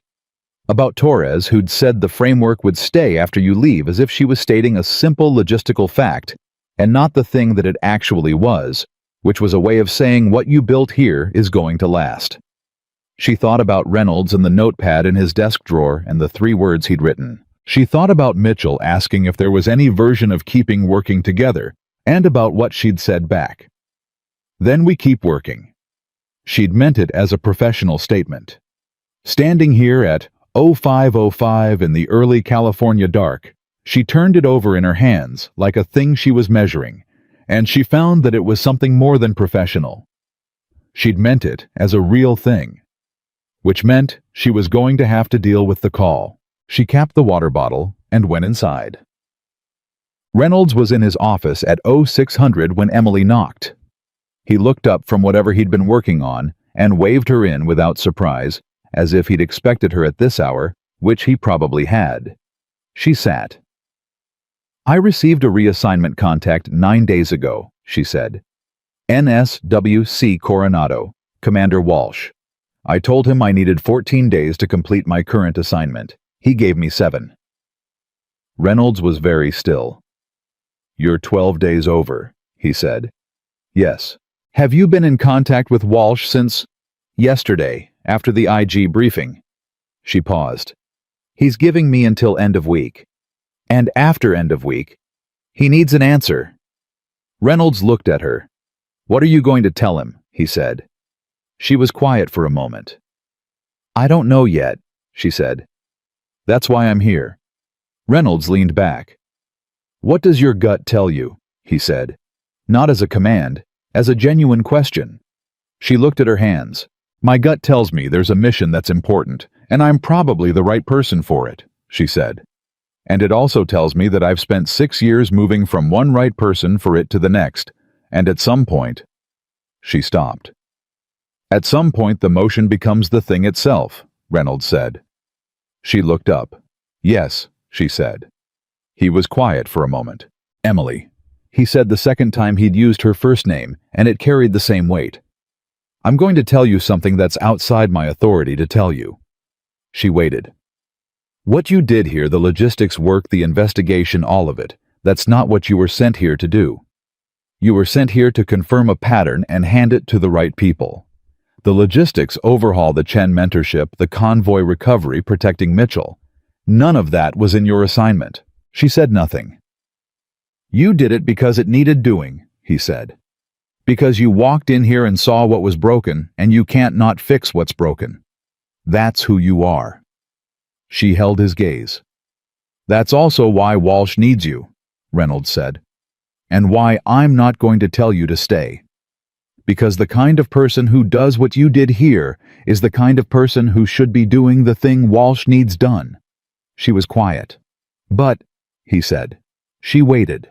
"The kind of person who fixes things that don't belong to her assignment and protects people who've been nothing but hostile to her and builds systems that outlast her presence, that kind of person should know that what she leaves behind counts." He held her gaze. "It counts as much as what she goes toward."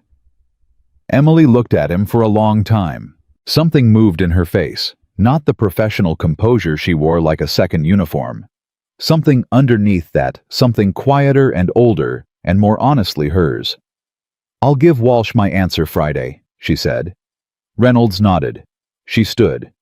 "Sir," she said. "Sergeant?" The 3 words on the notepad in your desk drawer. He went completely still. She looked at him steadily. "You wrote she's been trained," she said, "the night you called NSWC the first time." Reynolds stared at her. "I noticed you writing on the notepad the night you came to my office," she said. "I noticed you put it in the drawer. The content was a reasonable inference given the conversation." He looked at her for a long moment. "Is there anything in this building you don't notice?" he said. She almost smiled. "I don't know yet," she said. "I've only been here 19 days. She walked out. Reynolds sat alone. He looked at his desk drawer. He opened it, took out the notepad, looked at the 3 words. He crossed them out. He wrote 3 new words underneath. He looked at them. Then he put the notepad back in the drawer and went back to work. Reynolds didn't tell anyone what the 3 new words were. Emily didn't ask. The days between Tuesday and Friday had their own momentum. Now the specific momentum of an investigation that had passed from discovery into action, and that momentum pulled everyone on the base into its current, whether they wanted to be there or not. The IG team expanded. A second agent arrived Wednesday morning, quietly with a laptop bag and a clearance level that made the duty officer at the gate look twice at the credentials. Calloway remained in quarters, suspended visible to no one except the 2 people Reynolds had assigned to ensure he stayed that way. Word had moved through the base in the particular way word moved through closed communities, not as announcement, not as rumor exactly, but as a shift in the air that everyone felt, and nobody named directly. Something had happened. Something was still happening. And at the center of it, moving through her normal schedule at normal pace, doing her 0445 run and her 0610 start and her database queries and her supply chain reviews, was Emily Carter. Chen watched her Wednesday morning with the attention of someone who'd been recalibrating his understanding of a person incrementally for 3 weeks and had recently made a large final adjustment. She was the same. That was the thing he kept arriving at. She was exactly the same as she'd been on day 1. Same pace, same focus, same economy of motion, same way of looking at a problem like it was a thing to be solved rather than a thing to be felt about. Whatever had happened, and he knew enough by now to know that what had happened was significant, it hadn't changed her surface by a single degree. He thought about the day she'd walked in and pointed at one line of his requisition form without a word, and kept walking, and about how he'd had the whole problem solved in 20 minutes. He thought about the way she'd said after the Calloway conversation, "You're going to be asked to write a statement. Just say exactly what you saw. Nothing else. Not you did great. Not that was brave. Just say exactly what you saw." He thought about what it would take to be that precise, that consistently under that much pressure over 19 days. He thought about the fact that she was leaving Friday. He'd heard it from Torres, who'd said it with the careful neutrality of someone delivering information they'd had time to prepare for. End of week, Torres had said. Reassignment. Chen had nodded and gone back to his desk and sat for a moment looking at the logistics framework Emily had built, the architecture of corrections and cross-references and systematic catchpoints that now lived in the shared system like something that had always been there, something that would be there after she was gone. He pulled up the framework and looked at it for a long moment. Then he started doing what she'd shown him to do. He checked the numbers. Mitchell gave his formal statement to Diaz on Wednesday afternoon. It ran 2 hours and 40 minutes, and Diaz's colleague had to swap notebooks twice. Mitchell was specific, thorough, and unflinching. He named every interaction with Calloway that now in retrospect carried different weight. Every casual comment about Harlow's management. Every moment of interest in the motor pool systems that had seemed collegial at the time. Every nudge, every amplification, every small acceleration of something Mitchell had been generating independently and Calloway had been steering. He was equally specific about his own conduct. Diaz noted afterward in her internal summary that in 11 years of conducting interviews, she had encountered very few subjects who volunteered damaging information about themselves without being prompted. Most people, even people with good intentions, protected themselves instinctively. Mitchell had walked in with his own record in his hand and laid it on the table without being asked. She wrote cooperative to an unusual degree. Recommend this be noted in the formal file. Then she underlined it.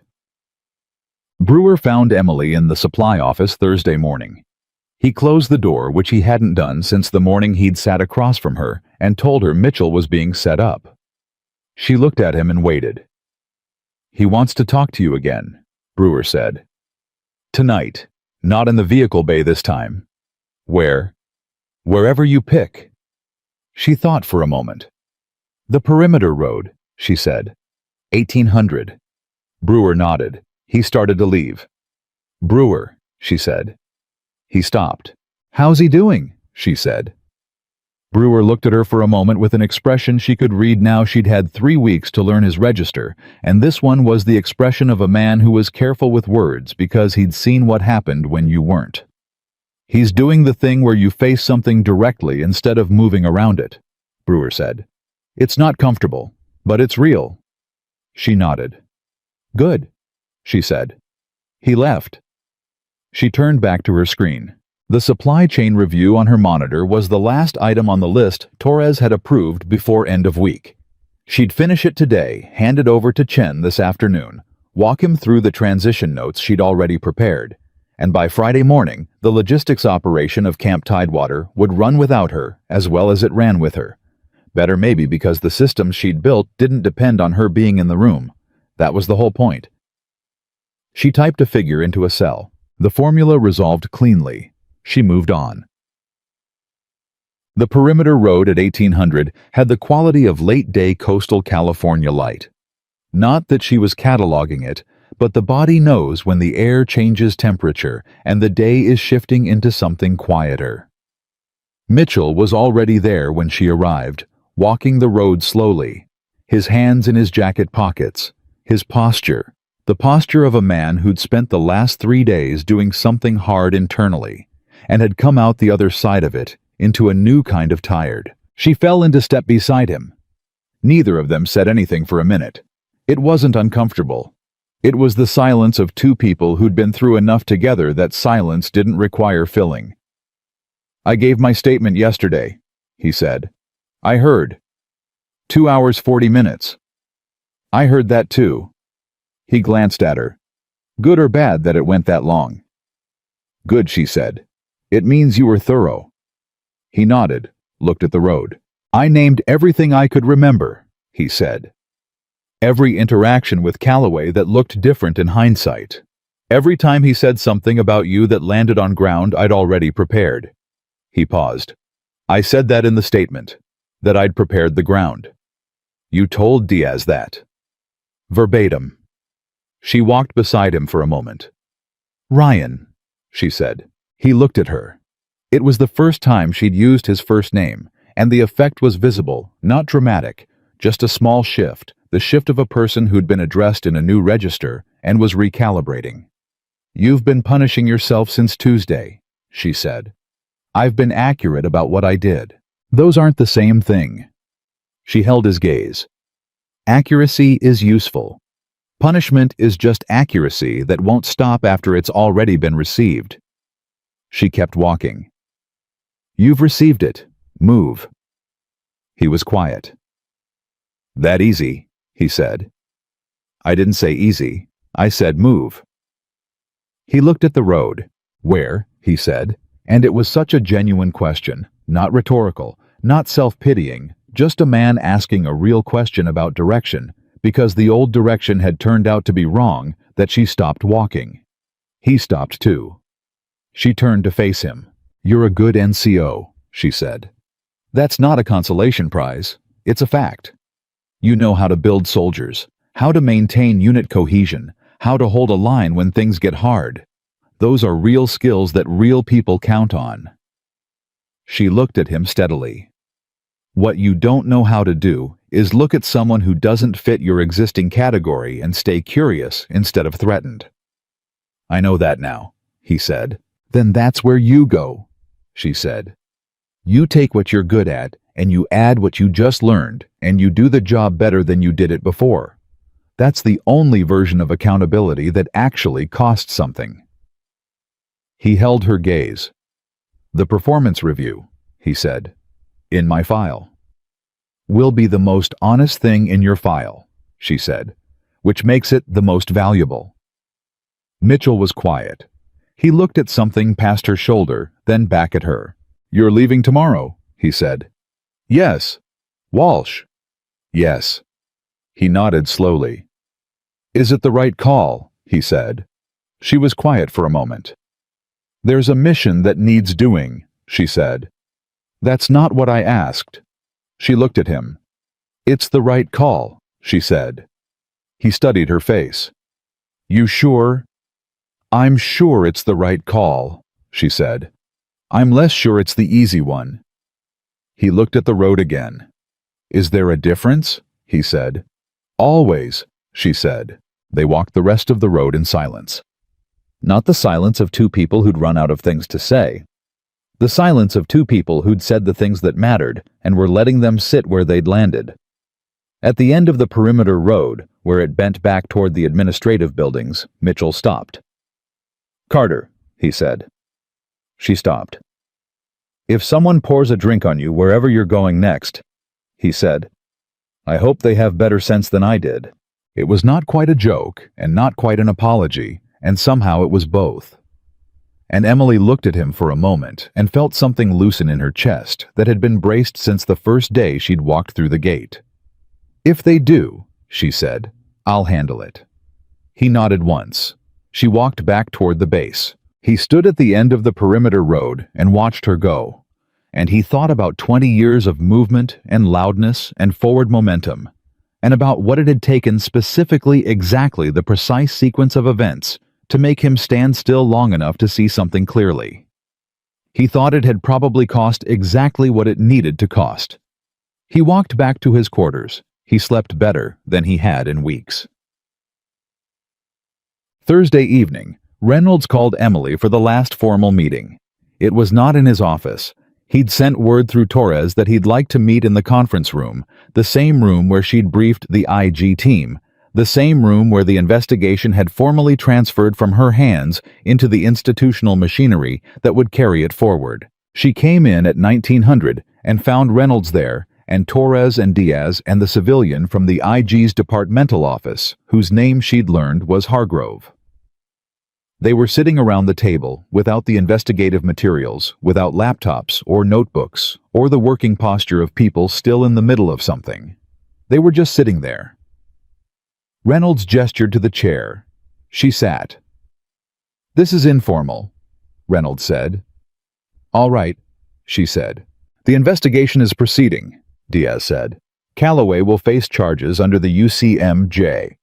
Harlow's case is being coordinated with Fort Bragg's legal office. The financial discrepancy has been fully documented, and the recovery process will begin with the next fiscal quarter. She looked at Emily. Your documentation was the foundation of all of it. That will be formally noted. Emily nodded. I want to add something to that, Torres said. The logistics framework you built. Chen has been running it for 48 hours without support. I reviewed the output this morning. She paused. It's better than what we had when you were running it. Emily looked at her. That means he's doing it right, Emily said. It means you built it right, Torres said. There's a difference. The room was quiet for a moment. Hargrove spoke. He'd been looking at her since she sat down with the specific attention of someone building a full picture. Sergeant Carter, he said. At the departmental level, we have a category for what you did here. We call it embedded assessment. Someone goes in with a cover assignment, identifies a problem, builds the evidentiary foundation, and hands it to the investigative body. He paused. In 11 years of reviewing these operations, I have never seen the logistics cover assignment actually produce significant lasting systemic improvement in addition to the investigative work. Those two things don't normally happen simultaneously because they require completely different kinds of attention. Emily said nothing. "You did both," he said. "At full quality, simultaneously, in 19 days. 22, she said. He looked at her. "I've been here 22 days, she said. "Not 19. Hargrove looked at her for a moment. Then he did something she hadn't seen him do in any of their interactions. He smiled. 22 days, he said. He made a note. Reynolds leaned forward. "Emily," he said. And now his use of her first name was different, not weighted like before, not carrying the gravity of a man delivering something important. It was lighter. The way a person uses a name when the formality is finished, and what's left is just people. "Is there anything you need from us before you go?" She thought about it. "Make sure Chen gets the access upgrade I requested," she said. "He needs the full database authorization, not the limited version.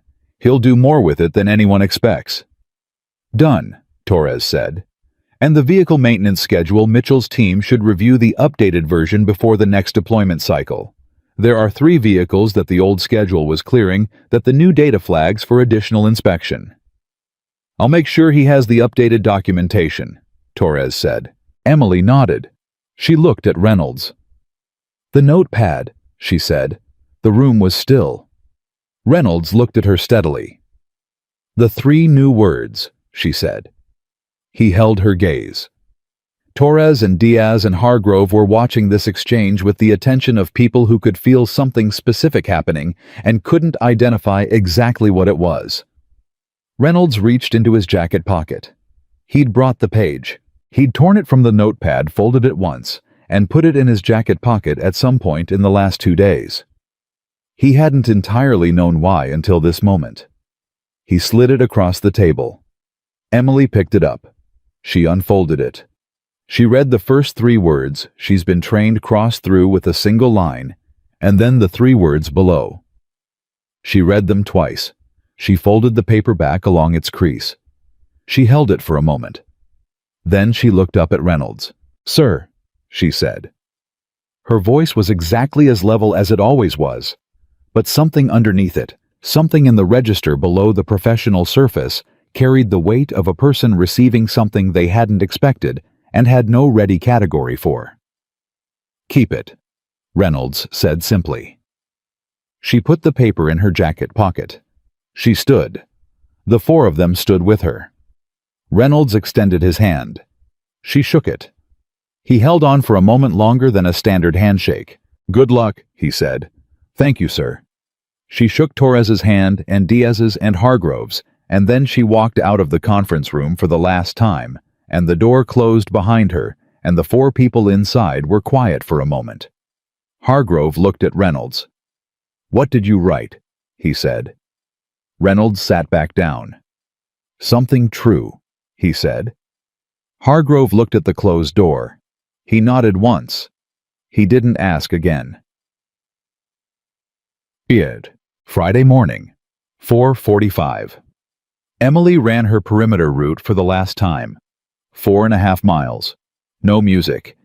The pre-dawn coastal dark, and the sound of her own breathing, and the road that she'd learned the way you learn anything you return to daily, not consciously, not as a series of facts, but as something the body knows. She ran without thinking about it. She thought about Walsh, about the mission he hadn't described on an open channel, and that she now had enough context from a separate briefing she'd received Tuesday evening to understand at a broad level. It was the kind of mission that required the specific skill set of someone who could be invisible in plain sight. Someone whose file looked exactly like what it needed to look like. Someone who could fix what was broken and find what was hidden, and hand both things to the right people without leaving fingerprints on any of it. She thought, "I'm the right person." She thought, "I know I'm the right person." And she thought for the first time in 6 years, the thought that followed that one, not immediately, not as certainty, but as a question she was willing to sit with, and after this one. What? She ran the last mile without an answer. She stopped at the water station. She stood in the early dark and breathed. She put her hand on her jacket pocket, felt the folded paper there. She didn't take it out. She didn't need to. She'd read it twice, and it was already in her memory, with the precision that most things went into her memory, clean and complete and permanent. She thought about what Reynolds had written. She stood there for a long moment with the weight of it. Then she capped her water bottle, squared her shoulders, and went inside. She was packed in 40 minutes, one canvas duffel bag, same as she'd arrived with. She moved through her quarters with the economy of someone who'd learned long ago not to accumulate things that had to be left behind. Chen was at his desk when she came through the supply office at 0630. He stood up. She looked at him. He was 26 years old and had been in logistics for 4 years and had spent the last 3 weeks watching the most efficient person he'd ever encountered do work that he'd initially thought was beyond his capability and had since discovered was exactly within it. "The framework," she said. "I know it," he said. "The quarterly review cycle. First of every quarter, I've already set the reminders. The vendor reconciliation, cross-referenced against the deployment logs. I'll flag anything that doesn't match." She looked at him. He looked back at her with the steady focus of someone who'd learned something real and wasn't going to let it go. "You're going to be fine," she said. "I know," he said. He said it without arrogance. He said it the way she'd said things as a statement of fact that didn't require decoration. She nodded. She picked up her duffel. "Sergeant Carter," he said. She turned. He had the look of someone who'd been preparing to say something and wasn't sure if the preparation had been adequate. "The requisition form," he said. "Day 2. You pointed at one line and kept walking." "I remember." "I've thought about that a lot." He paused. "You could have stopped. You could have explained it. You just pointed and kept going." "You didn't need the explanation," she said. "You needed to see where to look." He held her gaze. "That's what you do, isn't it?" he said. "You don't fix the person. You show them where to look and let them fix it themselves." She was quiet for a moment. "When it works," she said, "that's what it is." She walked out. Chen stood in the supply office for a long moment after she was gone. Then he sat down at his desk. He pulled up the logistics framework. He checked the numbers. They were clean. He started work. Mitchell was at the gate at 0720. He wasn't in uniform. He had a morning off, had taken it specifically, which was itself a statement for a man who hadn't voluntarily taken a morning off in 6 months. He was in civilian clothes, leaning against the fence post, with the casual stillness of someone who'd decided to be somewhere and was comfortable with the decision. Emily came through the administrative building with her duffel over one shoulder and saw him there. She walked to the gate. He straightened off the fence post. "I wasn't going to do this," he said. "But here you are," she said. "Here I am." They stood at the gate. The gate where she'd entered 22 days ago in a gray sedan and signed 3 forms and found her quarters in 8 minutes without asking anyone for directions and been immediately invisible to everyone in the building. "You're going to do something important," he said. "Wherever you're going. Probably. And you're going to do it without anyone knowing. That's how it works best." He nodded. He looked at her for a long moment with the direct, clear attention of a man who'd spent 3 weeks looking at her sideways and was now looking straight. "I've been trying to figure out what to say," he said. "Something that covers it. Something adequate." "There isn't something adequate," she said. "That's fine. No, I know, but I want to try anyway." He looked at his feet, then back up. "I've served with people who were brave. People who were capable. People who were smart under pressure. In 20 years, I've met a lot of versions of those things." She waited. "I've never met someone who was all of those things and also had enough room in them to—" He stopped. "To be decent to someone who was being terrible to them. Not strategically. Not as a move. Just as a baseline." He looked at her. "That's harder than anything I've done in uniform. I know that now." Emily held his gaze. "You were never the problem, Ryan," she said. "You were a person in a complicated situation who was also hurting and hadn't figured out where to put it. That's human. I put it on you. Yes, and I'm telling you anyway. He was quiet. Why? He said. She thought about it for a real moment. Because understanding what happened to you is more useful than blame, she said. And because you've already done the hard work. The statement, the review request, the vehicle bay conversation. She paused. You did that before I said any of this, so I'm not absolving you. You already did that yourself. Mitchell stood at the gate of Camp Tidewater in the early morning light and felt something he didn't have a clean name for. Not relief, something larger than relief and more permanent. The feeling of a man who'd been handed back something he hadn't known he'd lost. The mess hall, he said. Ancient history, she said. Is it? She held his gaze. It is, she said. What comes after is what counts. She shifted the duffel on her shoulder. He stepped back from the gate. She walked through. She got to her car, the gray sedan, 60,000 miles, no decoration, and put the duffel in the trunk and closed it. She turned. He was still at the gate. She raised one hand. Not a wave exactly. Just an acknowledgement. A clean human gesture from one soldier to another. He raised one hand back. She got in the car.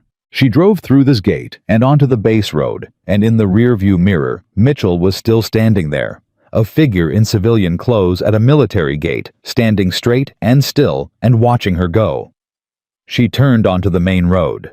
He disappeared from the mirror. She drove for 40 minutes before she pulled over.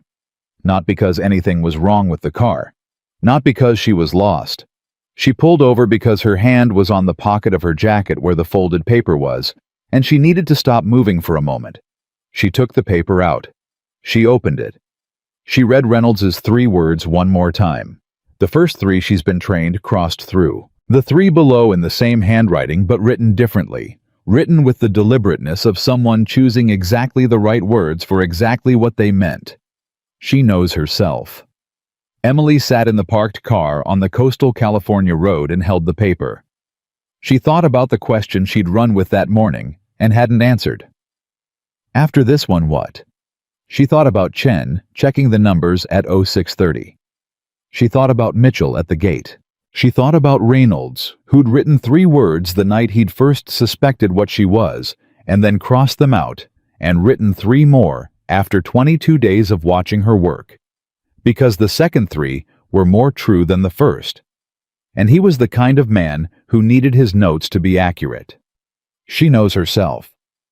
She thought about 6 years of movement. She thought about what it would mean to stop moving long enough to let somewhere become somewhere, rather than just the current assignment.